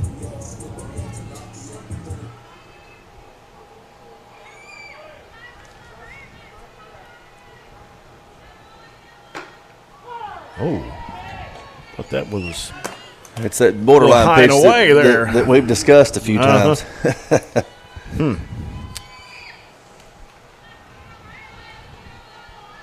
0-1 for Brooks. Now that was high and away. Yeah, she tried to do that again, just took it a little too far. Too much on that one. 1 ball, 1 strike, 2 outs. Shirley at first. And the pitch from Brooks. Ground ball right up the middle. Base hit for Forrester. Now, it will bring up Lizzie Smith. Up next, number 44, Lizzie Smith. Barren County with 2 outs. Barren County scored 2 runs in the first, 4 in the third, and then the home run here by Katie Elmore in the 4th inning. Warren East scored their first run in the second, and they tacked on 4 in the 4th. Got a Bailey. courtesy runner. Bailey Bryant going to run at second. Bailey Bryant, a junior for Barren.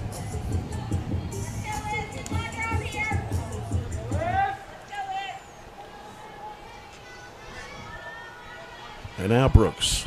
Is that a wasp? I guess it is. Yeah. Oh, got the outside corner on that one. He's pretty lenient on that outside part of the plate. Yeah. I'm good with it if he calls it both ways. Well, He's been right. consistent with Yeah. it. So I thought it was outside. Yeah. 0-1 pitch. Grounds it off toward Coach Darrell Murphy. He stops it. No balls, 2 strikes, 2 outs. Barren with 2 runners on, first and second. Here at the bottom of the 4th inning. And the pitch from Brooks. And that one is outside.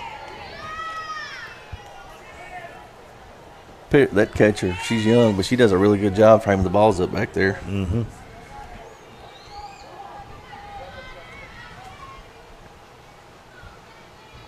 Brooks.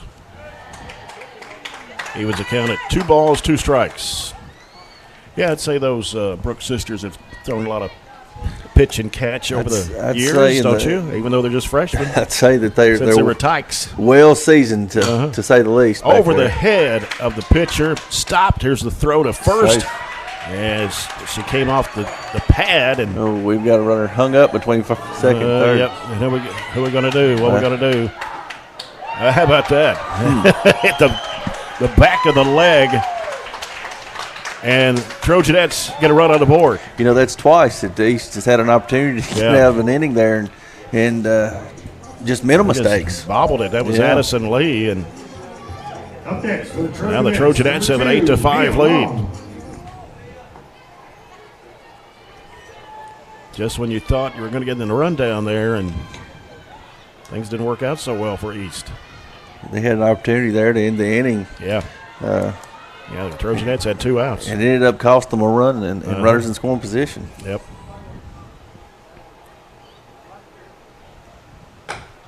Pitch outside to Mia Long. So Forrester is at third with Smith at first. And the 1-0 pitch to Long is high. 2-0.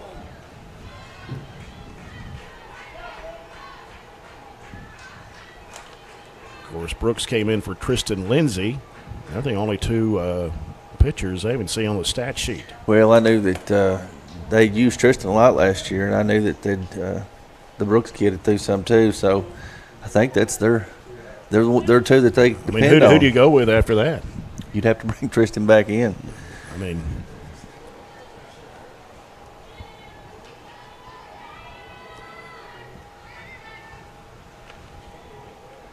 and she's just a freshman. You know, we mentioned earlier she 2 1/3 innings or 3 1/3. Ground ball right down the first base line, stepping on the bag, and that will be the 3rd out. 3 1/3 was the inning that Tristan went. Yep. Okay. That ends the inning for the Trojanettes, but Barren gets 2 more on the board as they lead Warren East 8-5 after 4 on 104 The Score.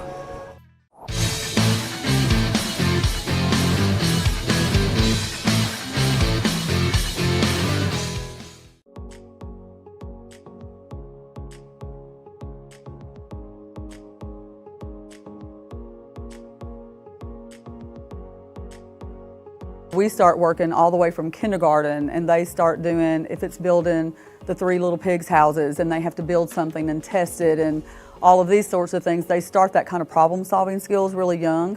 We do a lot of group work, so they have to collaborate, they have to learn how to work well together, how to compromise. It's been really cool kind of seeing them kind of come in to kind of get all kinds of things.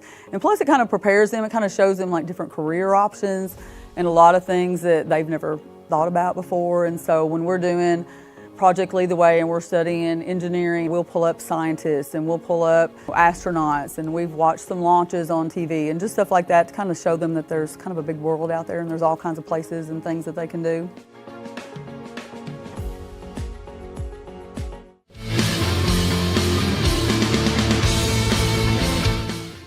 Jay Turner along with John Myatt this afternoon for Trojanette softball, District 15 action. Barren County leading Warren East 8-5. Jaylee Childers, Addison Lee, Kenzie Upton, 4, 5, 6 hitters for Warren East. Facing Barren County's Gracie Myatt. She is 1 for 2 today.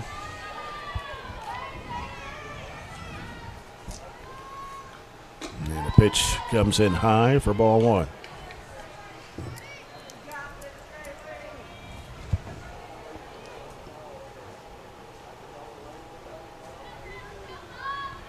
Childers batting .382, 21 hits. Myatt with a pitch.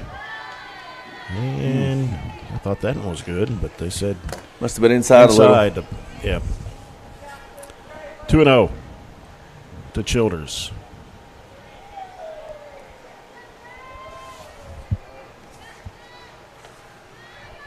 Myatt with a pitch. That looked good. Yeah, there we go. 2-1.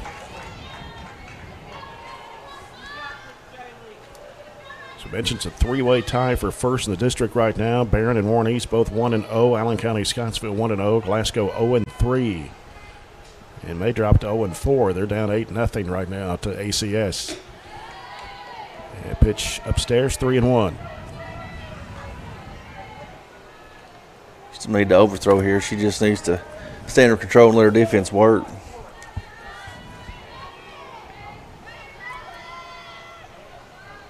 Three-one pitch. Way outside. And that will walk. Childers bringing up Addison Lee. Addison Lee.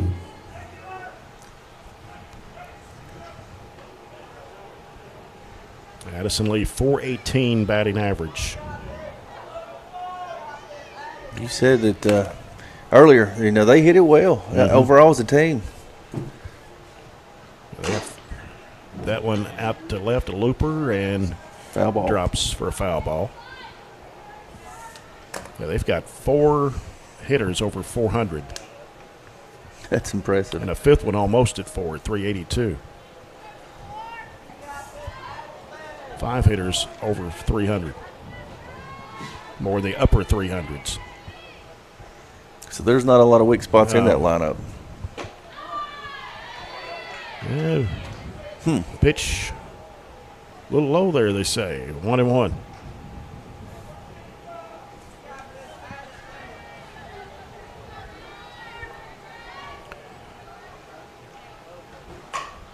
Fouled off to the left.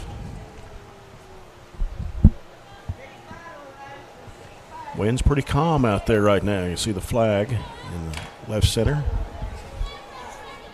Still pretty mild outside. 81 degrees. It's perfect softball weather. 1-2 pitch.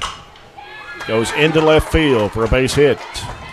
Stayed back on that one well. She left it over hard of the plate. Things like that will happen. 1-2 count. Probably need to try to work away and off the plate. Stepping to the plate, number 27, Kinsey Upton. Kinsey Upton, who bats .340.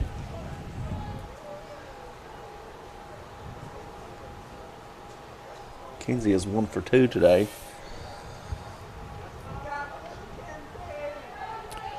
We're at the top of the 5th inning. If you just joined us, Barren County with an 8-5 lead over Warren East.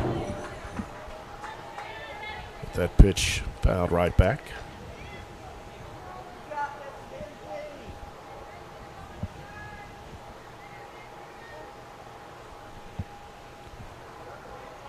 Counts 0-1. They have no outs with 2 runners at first and second.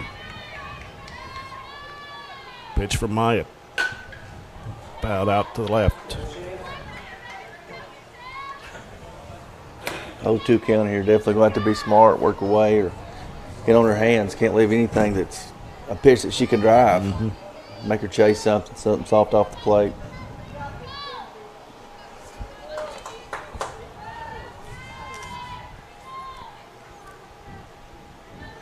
And the 0-2 pitch coming to Upton. Outside.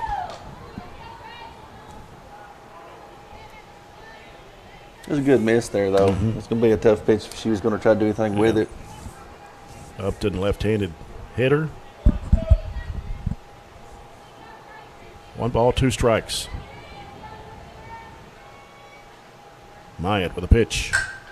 Pops up shallow center. Base hit. And that's going to load the bases up. And still no outs. Stepping to the plate, number 23, Riley Jones. Now Riley Jones, the hitter. Need to find one here.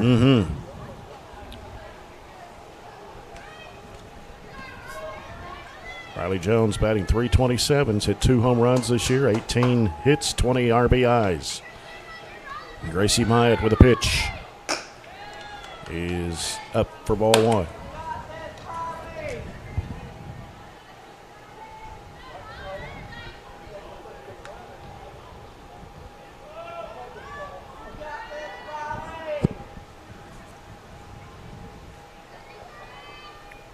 Pitch to Jones. Popped up high to the right. It is going to be dropped. It was almost a great play by Yeah, Monty there down yeah. the right field line. Kind of had her back to it and then had to twist around and then Still put her glove on it. Yeah, she just did. come out. Yeah.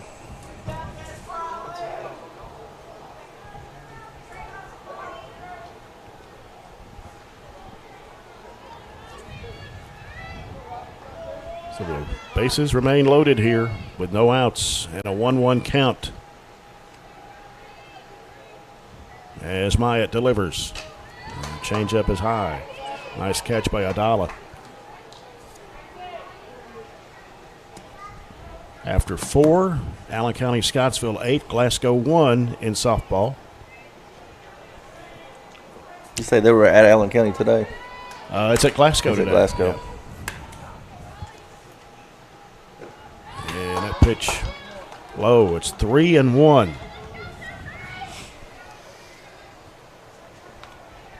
To Riley Jones.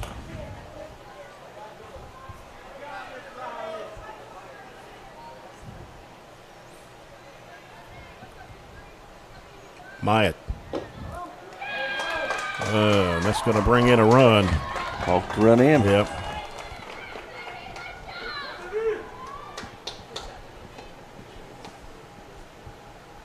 As Childers comes in, and it is now 8-6.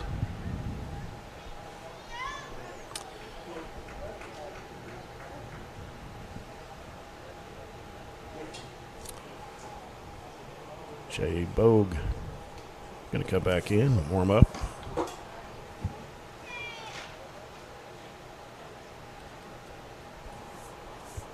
Trojanettes will be on the road Thursday at Franklin Simpson.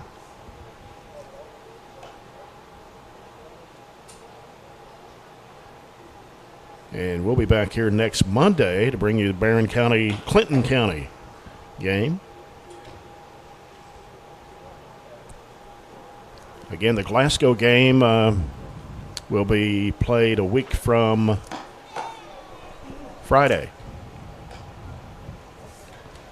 That makeup district game. Still putting Shane in a tight spot here coming back in. You know, Yeah. bases loaded, nobody out. See what Bo can do here. At the plate for the Lady Raiders, number 11, Kennedy As Lawson. Kennedy Lawson is the batter. She had to hit her last at bat. She's in the 8th hole in the batting order.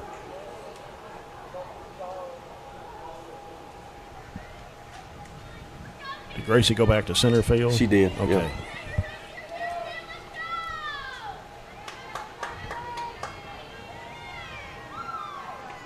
And a pitch comes in as a strike. Way to come in and work ahead there. Still no outs here. Top of the 5th. Barron 8, Warney 6. Bases loaded. Shea Bogue. Nice catch by Murphy. Goes back and tags the pad as the Wow. runner could not get back. What a heads-up play right there by Katie. Big. 2 outs for Warren East. Up next, number 4, Jordan Brooks. Jordan Brooks, the hitter.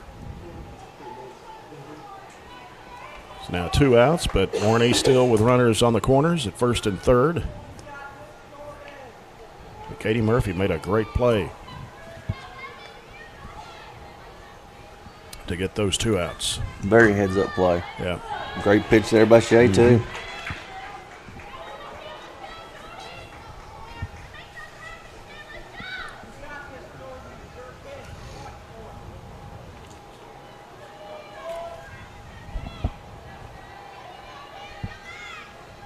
Bogue fires that one in. A little high for ball 1. Left that one up. Runner at first there advances to second, puts those 2 runners in scoring positions. But key thing is we've got 2 outs here, so we'll Yep. see how she handles this batter here. Jordan Brooks, 3rd in the batting average. Fouls that one down the 3rd baseline.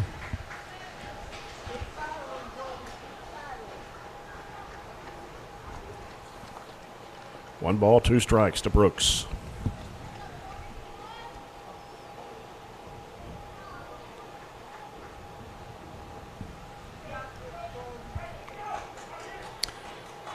As the runner did advance to second. Bogue steps in. High changeup over the head of Adala, but runners will not go. Well, they stayed put. There was an opportunity for them there. They did. Runner at third. Riley did get a good bounce off the backstop there. It'd have been she probably would have had her out if she would have went. 2 balls, 2 strikes, 2 outs. Pitch from Bogue. Right down the first base line of a tag there by Forrester. On the pad will end the inning. Great job by Shea. Yep.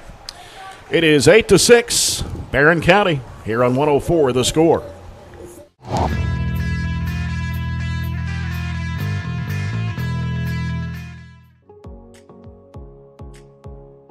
It's not about having kids know content knowledge, like, hey, I memorized this order of things, or I know that. It's actually basically like a knowledge acquisition process. Do I know how to get knowledge? Do I know how to research? What's my question? How do I know when I've learned this? How do I know when I'm ready to go to the next thing? So for them in the STEAM process, what we look at is, what's our question first? What are we trying to accomplish? What's our goal when it's all said and done? I try to have models for the kids. We discuss things. We look at examples from the real world, and ultimately in the end, they have to figure out the engineering process for themselves. I'll provide them with materials. I'll provide them with instruction, even some direction, but ultimately in the end, they have to build these things, and that's the kind of real world stuff they're going to have to work through. That stuff will take them far beyond what they learn here. It's all about trying things, taking risk, and then applying what you've learned in a classroom to what you do in life, and then being able to develop techniques that you can use outside these walls.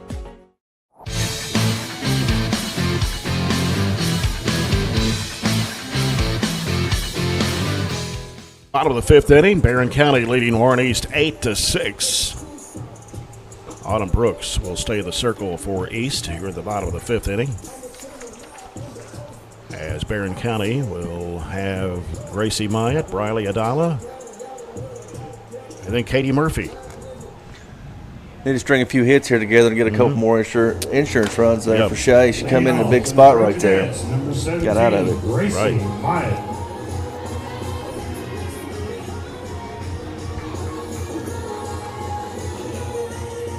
Gracie Myatt, we mentioned, went 2 for 3 yesterday against Russell County in that 13-6 win on the road. As Brooks' pitch is low for ball 1. Warren East Raiders now lead Barren County 2-1 in the 5th. And that pitch is a strike to Maya. Evens the count at 1-1. Really good change up there, which that's a good take. That's not a pitch that you want to swing at in that count. And that pitch swung on by Maya. She better expect something off speed here.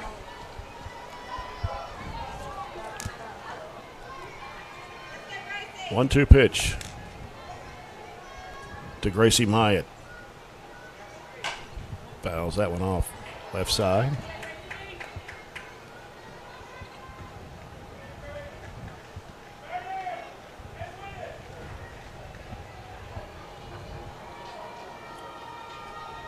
Gracie walked in the second and had a base hit in the third. Okay. 1-2 pitch. We're leaving the count at 2-2. Now they have played 5, and it's East 2, Barren 1. In baseball down the hill. That one is going into center field, right to the center fielder, Madison Heimer, and that's one down for the Trojanettes here in the bottom of the 5th. Up next for the Trojanettes, Briley Adala. 24, Briley Adala. Briley's due. She's 0 for 2 tonight, but we know what kind of threat she can be at the plate, so she needs to keep that confidence up. There we go, right into the gap. You called it. Left center. Base hit for Adala.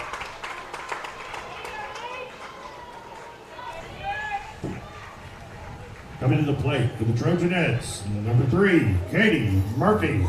That was her 10th hit of the season for Briley Adala. So back to the top of the order with Katie Murphy. Her 4th at bat in this game. Courtesy runner for Adala will be Audrey Jones. Catcher, number 9, Aubrey Jones. Freshman.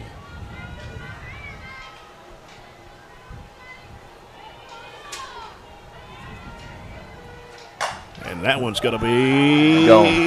Over the fence. 2-run homer for Katie Murphy. 10-6 Trojanettes.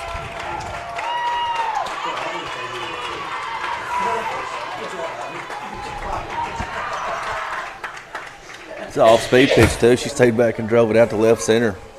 Katie Murphy with her 3rd home run. And tack on another RBI. That's number 34. That's production. Yes. And defensively, she's played well, too. Number 4, She has. Riley Reed. Riley Reed up next.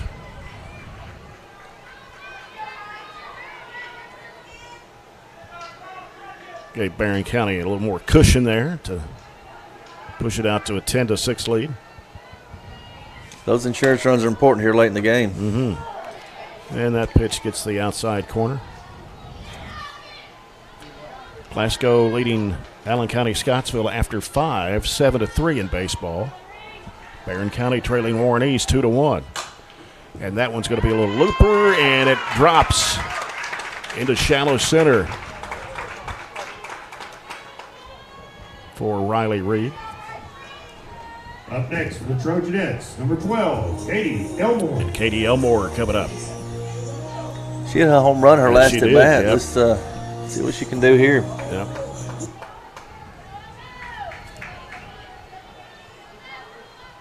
Elmore with a good day as well for the Trojanettes. Smacks this one out to left, over the head of the left fielder. Rounding second, heading third, and it is Elmore going to hold up at second, and Riley Reed at third. Nice hit by Elmore. Absolutely. 13, Nora That ball was hit Shirley. well. I knew left fielder didn't break there. I knew that her first step was in. She was probably going to be burnt. Nora's been hot as well. Mm-hmm. It's only one out for the Trojanettes here in the bottom of the 5th. And we're going to get a change here. It's Coach Murphy with umpire Jeff Burris. We got a courtesy runner? Or what we got? Not sure what to call. I don't know. What the... he had somebody run for Nora last at bat, so she's going to re-enter the game here. Okay, got it. Yep.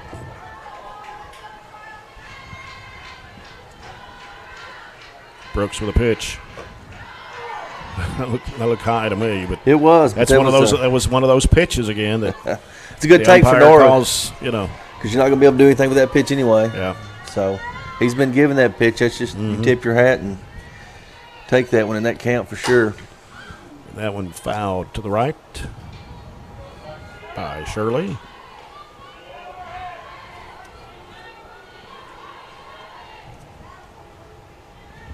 Got an 0-2 count here. Mm-hmm. This is where you got to protect that outside part. Brooks. And that pitch is outside.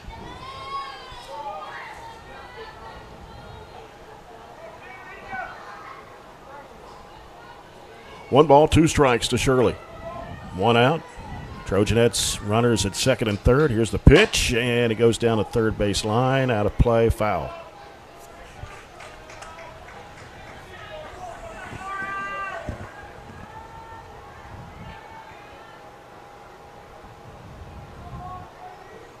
Do I see clouds building up back to the... You do. And I know that. I know there's supposed to chance of rain overnight, but yep.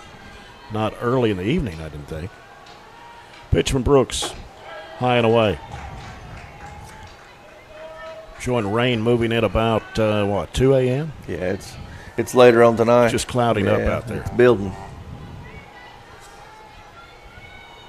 2-2 pitch from Brooks. Whoa. Got her on the inside.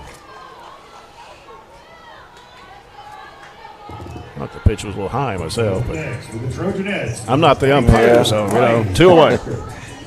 Marty will do the job here.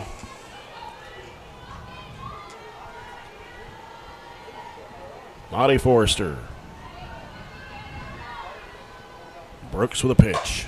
And that one slammed to the left. A little out front. Yep.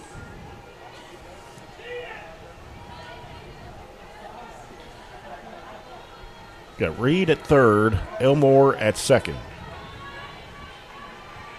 Barren County has scored 2 here in the bottom of the 5th to make it a 10-6 lead. Brooks. That one swung on by Forrester. She's really going to have to protect the plate here. We know what we talked early, trying to keep it in hitters' counts. Now we're in that pitcher's count, and we're battling. Mm-hmm. And that one popped up left center, making the dive for it. Couldn't make the play, as 2 more runs will score for Barren as Reed comes in and Elmore scores. And it's now a 12-6 Barren County lead. At the plate for the Trojan That was a shortstop that tried to make a dive for it. Couldn't make the play there. She gave good effort. Yeah, she put leather came on charging for it.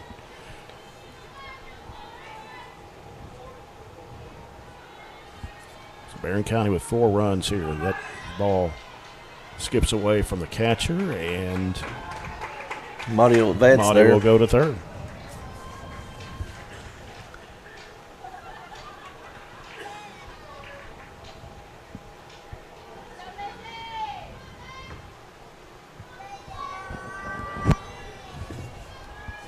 Pitch from Brooks. High and away to Lizzie Smith. Hitters count here. Let's see what she can do. 2-0.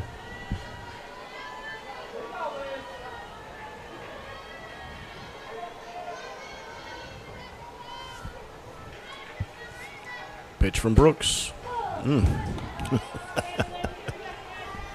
He's been consistent. I'll give Well, him he that. has, that's for sure. Yeah, I'll But give him that. Wow. Just, he's seeing something I'm not. Here's Brooks, and that's going to be a ground ball to short.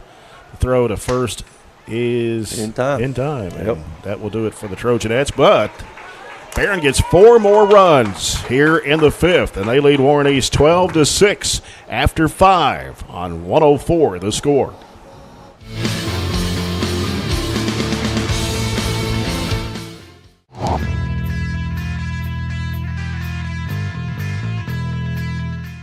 What began as one branch in the heart of Monticello in 1895 has grown to 21 locations in 14 counties across Kentucky, including this outstanding community of Barren County. For over 128 years, it's been our mission to be the premier financial institution to the communities we serve, offering a full range of products for both individuals and businesses, as well as superior customer service. Your faith in us has been essential to our success, and we are honored to serve you. Member FDIC, Equal Housing Lender.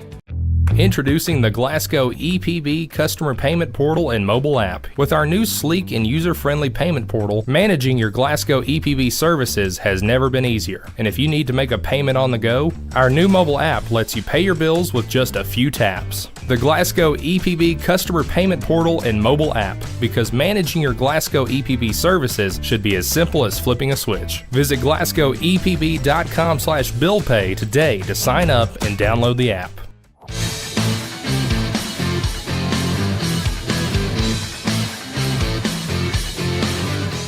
Moore, who comes in for Briley Adala. And Warren East will lead off at the top of the order with Lydia Jones. Number 1, Lydia Jones.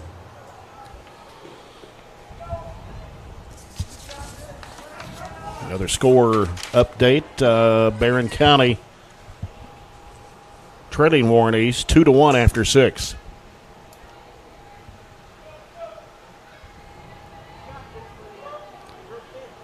Shea Bogue in the circle. Here's a pitch. That looked like The same. I'm not going to say anything. It was close. That was not consistent. I'm going to say that was not consistent. It was close. We'll go that route. 1-0. That was on the. It's a part of the plate there. Yeah, 2-0.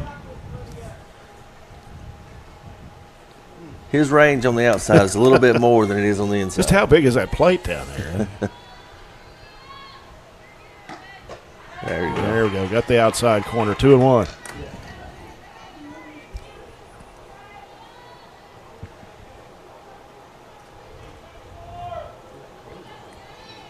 Lydia Jones, the batter for East. 1 for 3 tonight. Fouled that one off of the plate. That'll even the count at 2 balls, 2 strikes. Barren County with a 12-6 lead. 4 runs in the 5th.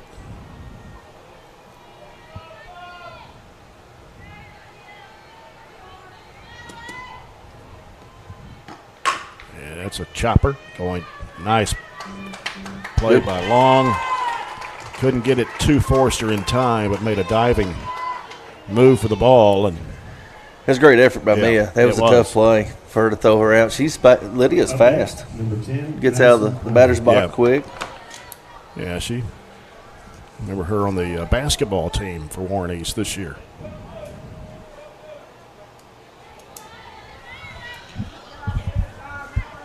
Now Madison Heimer.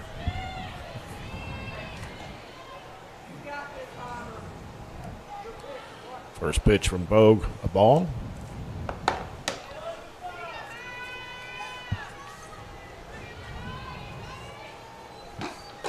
And the pitch on the inside. 2-0 to Heimer.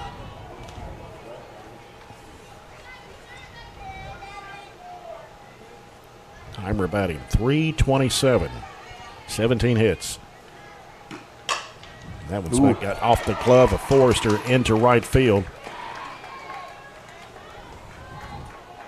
She hit that one pretty hard. Yeah, that ball was hit well. So now Warren East has runners at first and second. 25, Autumn Brooks. And no outs, and it's Autumn Brooks.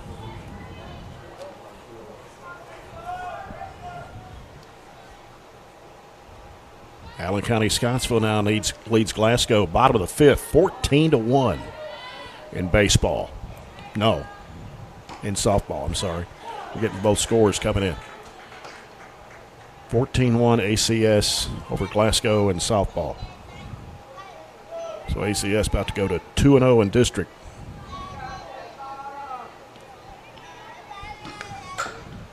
That loops it as Murphy tried to chase it down and no play there. Ended up getting a runner at second. Got the one at second. Yeah. We couldn't make it to first. But one down for East. Murphy tried to make the double play, but bobbled it there. Yeah, but did get the runner at second. She'd have fielded that clean. She could have rolled that up, but we'll take that out for sure in this situation.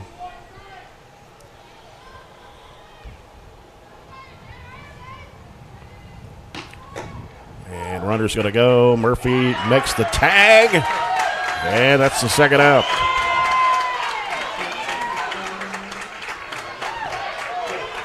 Great throw there by Chloe Westmoreland. She let that one go.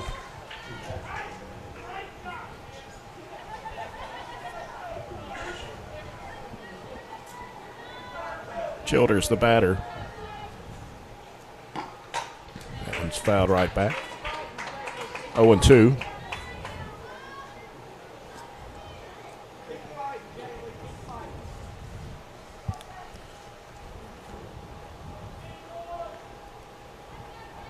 I guess Westmoreland's a JV starter, right? She is, yeah. Swing and a miss, and that will end the inning. How about that?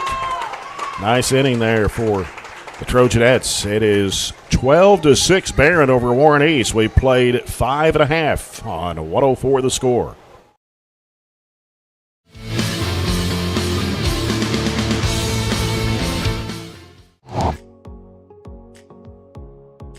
I really like the hands-on aspect because I have several students, particularly this year, being that we do have such large gaps from our COVID time, that are having some trouble with reading. They struggle to do that. So when we do the hands-on and they're able to see the models and to watch me do it, that is taken completely out of the equation, and it gives them the confidence to really shine and do all these smaller tasks. Building that foundation of how students can use science, technology, engineering, arts, and math, making those connections with the classroom teachers and what they're doing in their classrooms as well. And you know, sometimes they don't have the time to do those project-based type things. In our STEAM lab, they're able to do that. And then also with our Project Lead the Way, students are really thinking about how to build and solve real-world problems, presented with scenarios, and then they have to problem solve and come up with solutions as a team. And so we're really excited about laying that foundation here at Temple Hill this year.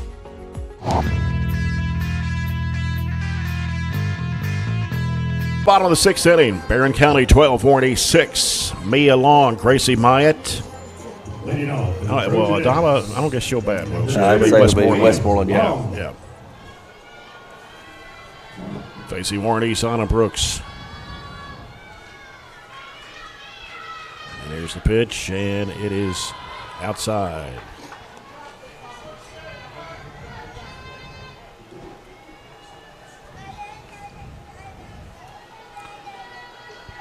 The 1-0. Over the plate. Good pitch there. Evens it up at 1-1.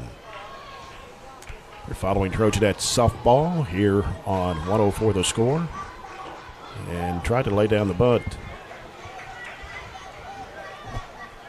104thescore.com, 12:30 a.m., WCDS Glasgow. And on BC Live, 1 ball, 2 strikes to Long.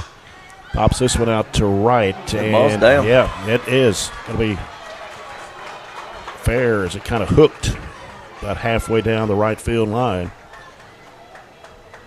So base hit for Long. Up next for the Trojanettes, number 17, Gracie Myatt. Gracie Myatt.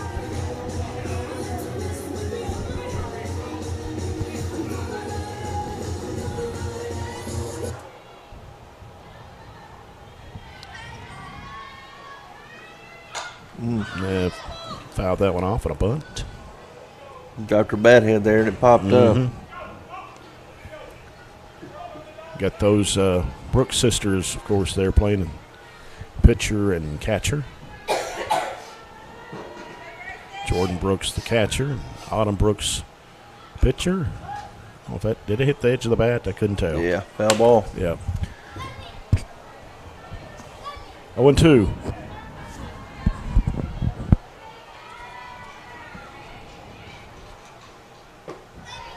Pitch low and away.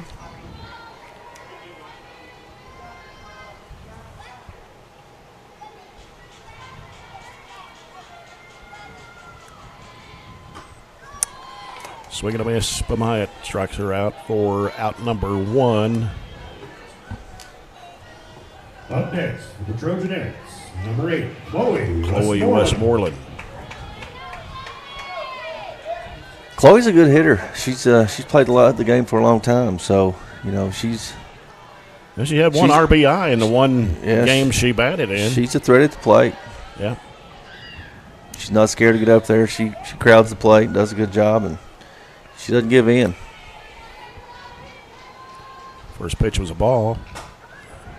Oh, that hit somebody. It hit the catcher's helmet. Come off the catcher's helmet there. May have caught the umpire too. I heard the pop, but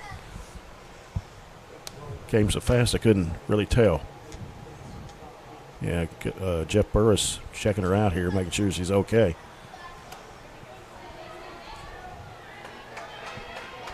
Counts even. 1 ball, 1 strike, 1 out.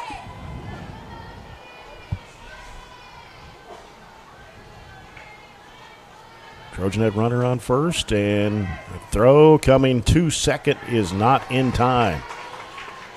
So Mia Long with a stolen base.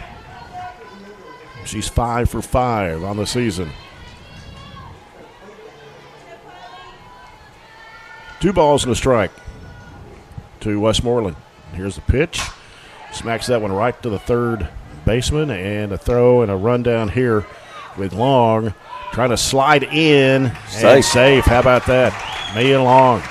What a play. It's 3 Get back times to the pad. that East has had opportunities to get her runners out on the base pads, and it hadn't went their way at all. Up next, the Trojanettes, number 3, Katie Murphy. Katie Murphy. Hit the 2-run homer the last time up, right? She did, yep. We are in the bottom of the 6th. Barren County with a 12-6 lead over Warren East here in this 15th district game. She saw a total of 14 pitches and 4 at-bats. It's not bad. Going to get a courtesy runner. And Courtesy runner, number 9. Audrey Jones. Audrey Jones. Katie Murphy is ready. How about a 3-run homer? Be nice. No time like the present. There you go. And that pitch a little high and away.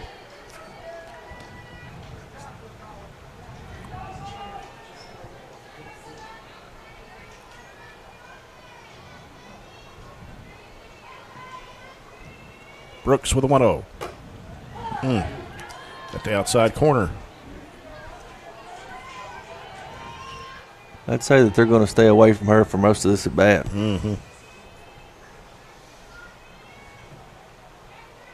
Brooks with a pitch. That was low and inside. 2-1. Got one final. Well, we actually got 2 finals in. These are the Glasgow games. Glasgow in softball loses to ACS 14-2. That pitch high and away. And in baseball, Glasgow wins 7-3.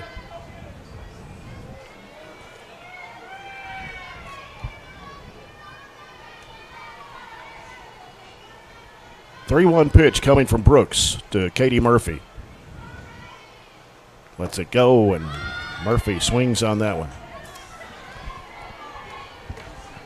Full count here. Yeah.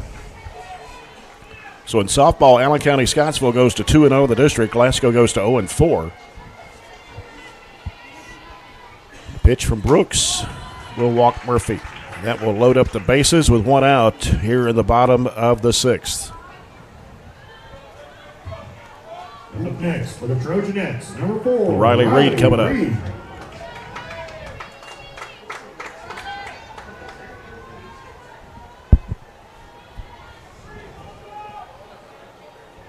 It looks like East has a 3-1 lead now for the Trojans. That one smacked down, going to drop into left field. Rounding third, heading home. Here's a score made with 13-6, and going to third and diving in and safe.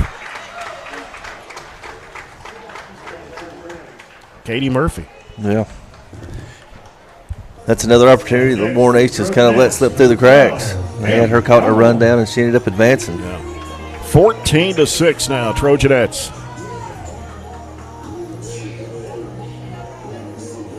Brings up Katie Elmore.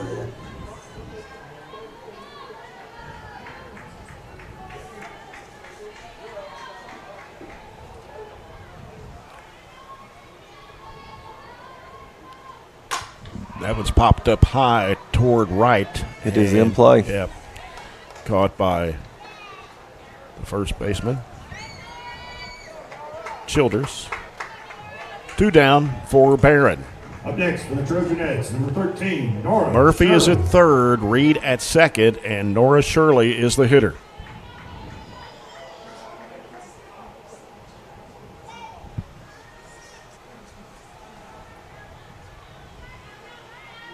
Brooks with a pitch.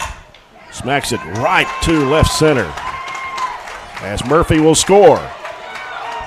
And sliding in. Oh, going to be an out there at home plate on Riley Reed. And that will end the inning for the Trojanettes. But 3 more runs tacked on here in the 6th. It's 15-6 Trojanettes over Warren East on 104 the score. Talk Spring.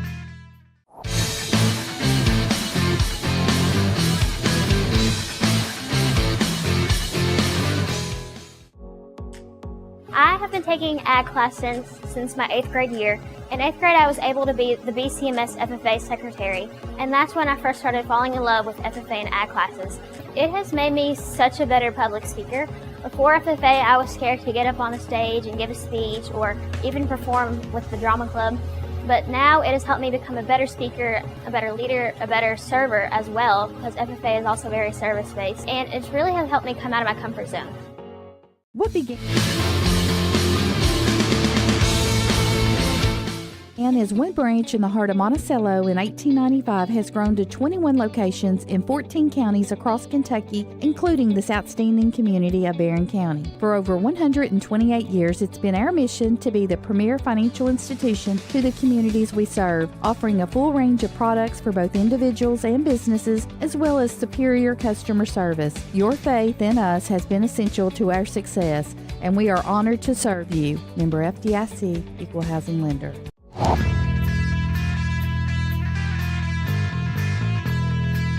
Upton, Riley Jones, 5, 6, 7 hitters in the top of the 7th to try to stay in the game. That one's fouled back. It's a good start there for Shea, 0-2 right here. You're pitching with a pretty big cushion here, so she can challenge the batters. Yep. 7th inning brought to you by Extreme Health Club and Extreme Fitness for Women. Shea Bogue with the 0-2. Chopper over the head, and it's going to be taken by Long, and the throw to first is not in time to Forrester, so a base hit. It's another one of those bang plays there for me. She made a good play. They just beat it out. Yeah, just a second too late. Brings up Kinsey Upton.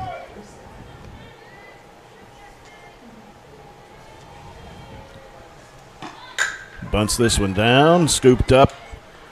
Throw is in time for the first out. Good play there by Nora. Yeah.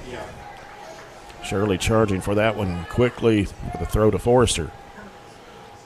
Up next, number 23. So one down. Riley Jones. And Riley Jones, the hitter. Warren East does have a runner at second. That one flied out to right, and it is going to be caught. Riley Reed. Runner advances on to third. There's 2 down, 1 out away from a victory here for the Trojanettes. Up next, number 11, Kennedy Lawson. And it is Kennedy Lawson, the batter. Great inning so far here for Shea. Pitch is high and away for ball 1. Shea Bogue, who pitched in 3 1/3 innings earlier. Brought in Gracie Meyer. And now Bogue back. And that pitch is going to be low. 2-0.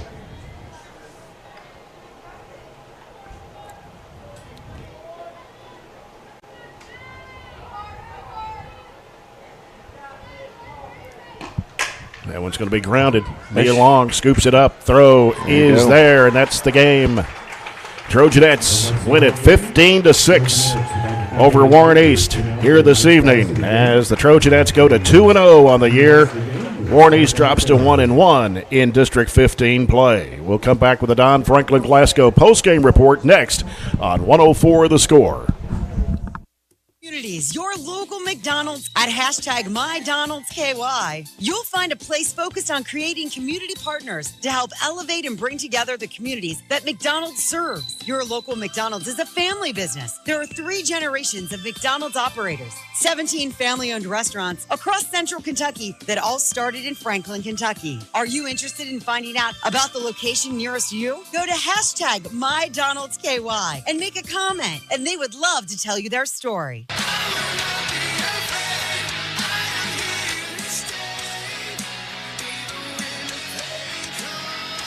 Hey, this is Steve. And this is Ben from Blackstone Cherry. And when we're not on the road touring the world, you can find us at Glasgow's best hometown gym, Extreme Health Club. This is how we stay in stage shape while keeping it local. We have everything you need from treadmills, weight machines, and various classes to keep your body rocking and rolling. Check out Extreme Health Club and Extreme Fitness for Women today, located in Glasgow on Moran Street. Stock number RB 084761. MSRP 23,790. Stock number RC 111152. MSRP 60,350. Sales price 50,065. Price excludes tax, title, and license. Some customers may not qualify. Not available with special financing, leases, and other offers. See dealer for details. Offer ends 4/30/24. The Don Franklin Spring Event is happening right now at Don Franklin Chevrolet. During our truck season sales event, get the all-new 2024 Chevrolet Trailblazer starting at $23,790, or get over $10,000 off MSRP on select Silverado models. Your next vehicle is waiting at Don Franklin Chevrolet in Glasgow. Together, let's drive. Aero Safety is a proud supporter of Barren County baseball and softball. From helping make the BCHS baseball turf project a reality to cheering on the players, Drew Hinton and his dedicated team at Aero Safety always hit a home run when it comes to supporting the community. To learn more about Aero Safety and the ways it helps employees and businesses develop safe work practices from coast to coast, visit aerosafetyus.com and follow them on Facebook. Safe!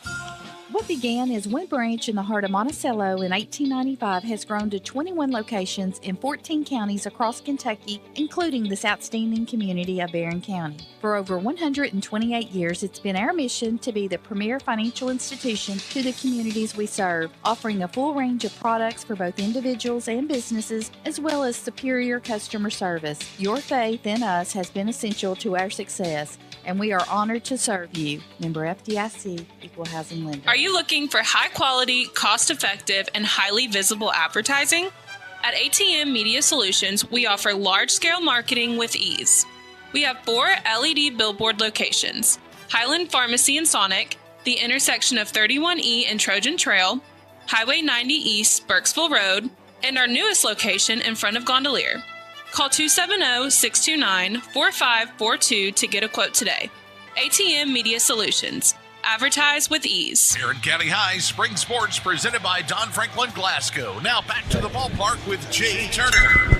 And welcome back to Trojanet Field. Here the Don Franklin Glasgow post-game report. The Trojanets win it 15-6 over Warren East, and Coach Stacy Sutherland is up here to join me for post-game comments. Coach, congratulations on this district win. Thanks, Jay. Anytime you get a district win, it's a good win. I know, so, especially against that bunch right there. Right. Warren East, of course, with a new coach this year, took over for Philip McKinney.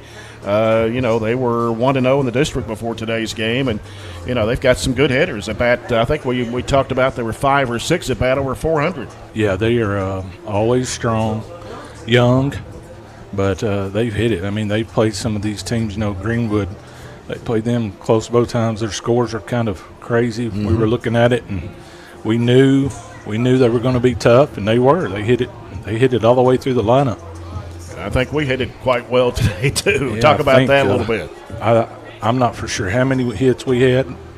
I thought Coach Murphy told me we had 18 hits. I didn't keep up with it. John, how many hits did we have today? That's a lot of hits. Yeah. I don't, And, of course, Katie Murphy had a 2-run homer, and Katie Elmore hit a home run. And I think Nora was 4 for 4. Yeah. So that's pretty good hitting today. Yeah, we're hitting it through it too. And that's the thing about us. We knew, we've got some girls even on the bench over there that can hit it. So you saw Chloe Westmoreland come in there at the end. I was going to mention her. Made some great plays. Yeah. And she can hit it. So, we're kind of happy where we are in batting anyway. You used Shea Pogue the first 3 1/3 inning, then brought in Gracie Myatt, then brought back Pogue later in the game. Yeah, I thought we started out, she's got a little shook there. She's young, she's learning. Gracie does what Gracie does. I mean, if you remember last year, she came in and shut them down, Warren East, and that was a big game, and we beat them here last year. And she come in, she did what she needed to do, and then Shay went over there and got refocused and corrected some stuff and come back in and shut them down. And that's what we're going to have to do. Those two are going to carry the load for us now, and we have all the confidence in the world in them, and we feel good about ourselves right now. I still enjoy the hitting we had today. Our record is a little misleading, and we went to Florida. Right. Coach Murphy, he told me at the beginning, he was like, hey, I'm making a schedule. We're going to make it tougher because if you're going to, you got to beat the teams in the region, and they're good, how good they are. And I was like, yeah. And so when we went to Florida, we faced probably 4 of the top 10 pitchers in the state. when we were down there, and it helped. I mean, and now they see not as good pitching, but they're focused, they're locked in on it, they're seeing everything, and they're attacking it, and that's what we teach them to do. Well, I know you played Louisville Ballard down there in Florida. You played Louisville Eastern. You played Grant County. And that's the kind of schedule you want to have. Yeah, Makes you even better. I believe we played a Fort Walton team that we didn't really know about. They had a bad record, but when we got down there, Coach Murphy was like, they had 5 or 6 kids that could play D1. So, I mean, that's what it's all about, postseason. And this was a big win to get us to that number 1 seed tonight, and just build off that. Yeah. This is a big one for us. This one had a lot of stuff going on, and this is a big one for the girls. Well, you're 2-0 in district play, and of course, Allen County Scottsville's 2-0. They beat Glasgow just a little bit ago. Okay. 14-2, I think was the final. All right. Now another good team. Yeah. And now Warren East is 1-1. Glasgow is 0-4. You've got Glasgow in a makeup game sometime next week. I think it's been next Friday, rescheduled. You've got Allen County Scottsville on the schedule at their place. Yep. Now, the home game has not been made up yet, is that right? Correct. Okay. That's correct. Still I think we're still working not on a whole some lot of dates left. It's hard. Not a lot of options left. We're probably going to have to cancel the game with somebody else or move it around, and it's just tough. It's just tough. It's time rainouts and so forth. So, but still, you go to Franklin Simpson on Thursday. What about Franklin Simpson? Always tough. Always tough. They've got like 4 or 5 really good hitters at the top of the lineup. They've got a girl, I think, that was hurt, that she's come back and she started pitching for them. They'll be tough. They were in Florida and beat some good teams, and beat a Johnson Central team, run ruled them and then we played them back to back, and then they beat us. So we're going to have to go down there focused. We will be. We've got a good attitude right now, and I like the way things are going. Well, congratulations, Coach. And I think our next game with you guys will be next Monday against Clinton County. And they're not a bad team either. Not a bad team. They're District 16. That coach over there is really building something. He's got, I think, a couple of his kids, his own kids play for them, and they're tough. We saw them Saturday, scouted them a little bit. They're scrappy, man. They're really good, 1 through 9, and we want to play the best. That's what we got to do. Todd Messer has 2 daughters that play too. That's what I was talking about. I couldn't remember. I couldn't remember the coach's name. But Yep. All right, Coach. Congratulations again, and good luck to you Thursday at Franklin Simpson. Thanks, Jay. Appreciate you doing this, man. Yes, sir. Coach Stacy Sutherland of the Trojanets. They win it 15-6 over Warren East. We'll take our post-game break here at the Don Franklin Glasgow post-game report, and John will take a look at the stats when we come back after this timeout on 104 The Score.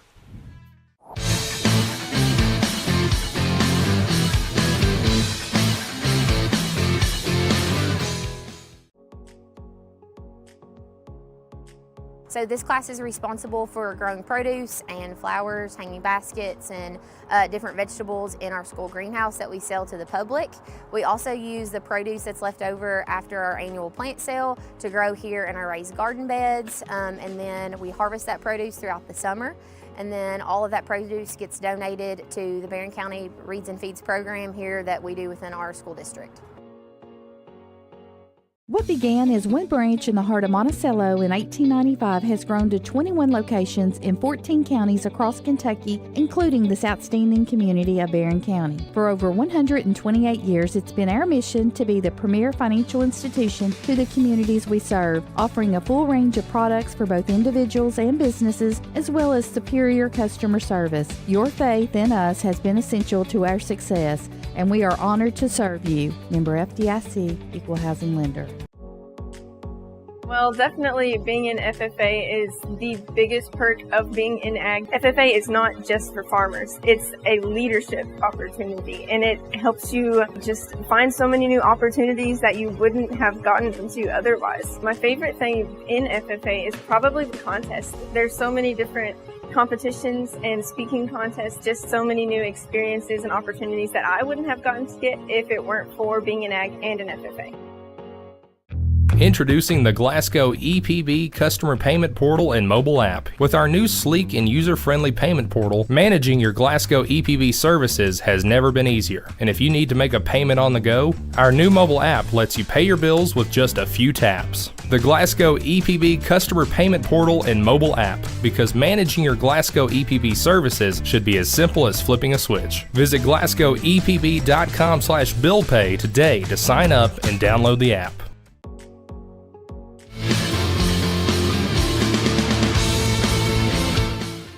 Now, Allen County Scottsville is tied with Barren County for first place in the district at 2-0 after their 14-2 win over Glasgow a little bit ago. Glasgow drops to 0-4 on the season. And last report, the baseball game, Trojans and Warren East tied 3-3, bottom of the 7th.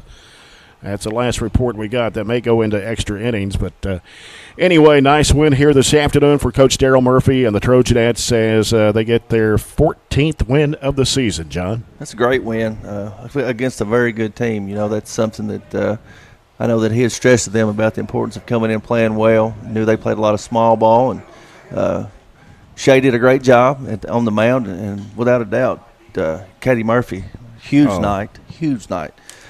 So may have to think about her for the player of the game. Absolutely, she's one. You know, we mention that name a lot, but she earns it. You know, she deserves that. So let's go over some stats here for the pitchers. Tristan Lindsay started the game. She went 2 1/3 innings with a total of 59 pitches with 3 strikeouts and 4 walks. Then Autumn Brooks came in after that and finished the game out with a total of 78 pitches with 3 strikeouts and 4 walks. They gave up a total of 12 runs. Is that right? 12 hits. I'm sorry. We have 12 hits. Yep.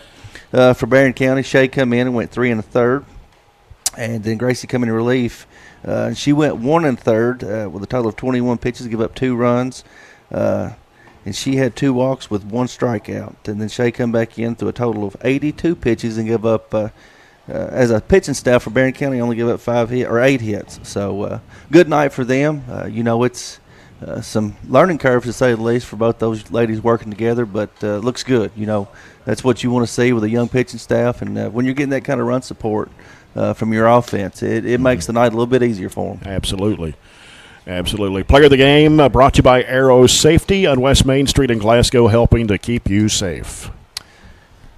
Got to be Katie Murphy. That's my vote. That's my pick today. We say that a lot, but when you're as productive as she is at the plate and the way she plays the game in the field, it's you've got to you got to go in that direction. Both sides. Absolutely. I mean, she made some big plays defensively this afternoon. Got them out of we had bases loaded, nobody out, and she that unassisted double play there. That's huge. Yeah. Got anything else you want to add? No, it was just a great win, and thanks for all the support, the fans coming out. You know, we've enjoyed it. So another big win. That's another great. Big win, and of course. The next game coming up for the Trojanettes is on the road. It's Thursday at Franklin Simpson, and we're going to be back here on Monday when Barren County hosts Clinton County. Lady Bulldogs coming in from Albany. Todd Messer, he's got 2 daughters that play for him. Messer does a great job. I've coached against him in travel ball. He has about the same age group that we have, and we've played them, I think, 4 times. And it's always a battle, and he does a great job. And those girls I know that they're going to be ready to play, and they're like us. They're young, and so we'll definitely have to be on our A game and play well to beat them. Monday looks good weather-wise right now, Chris Schalk. I mean, 65 degrees with a low of 40. Wait a minute, what kind of winter is that going to be?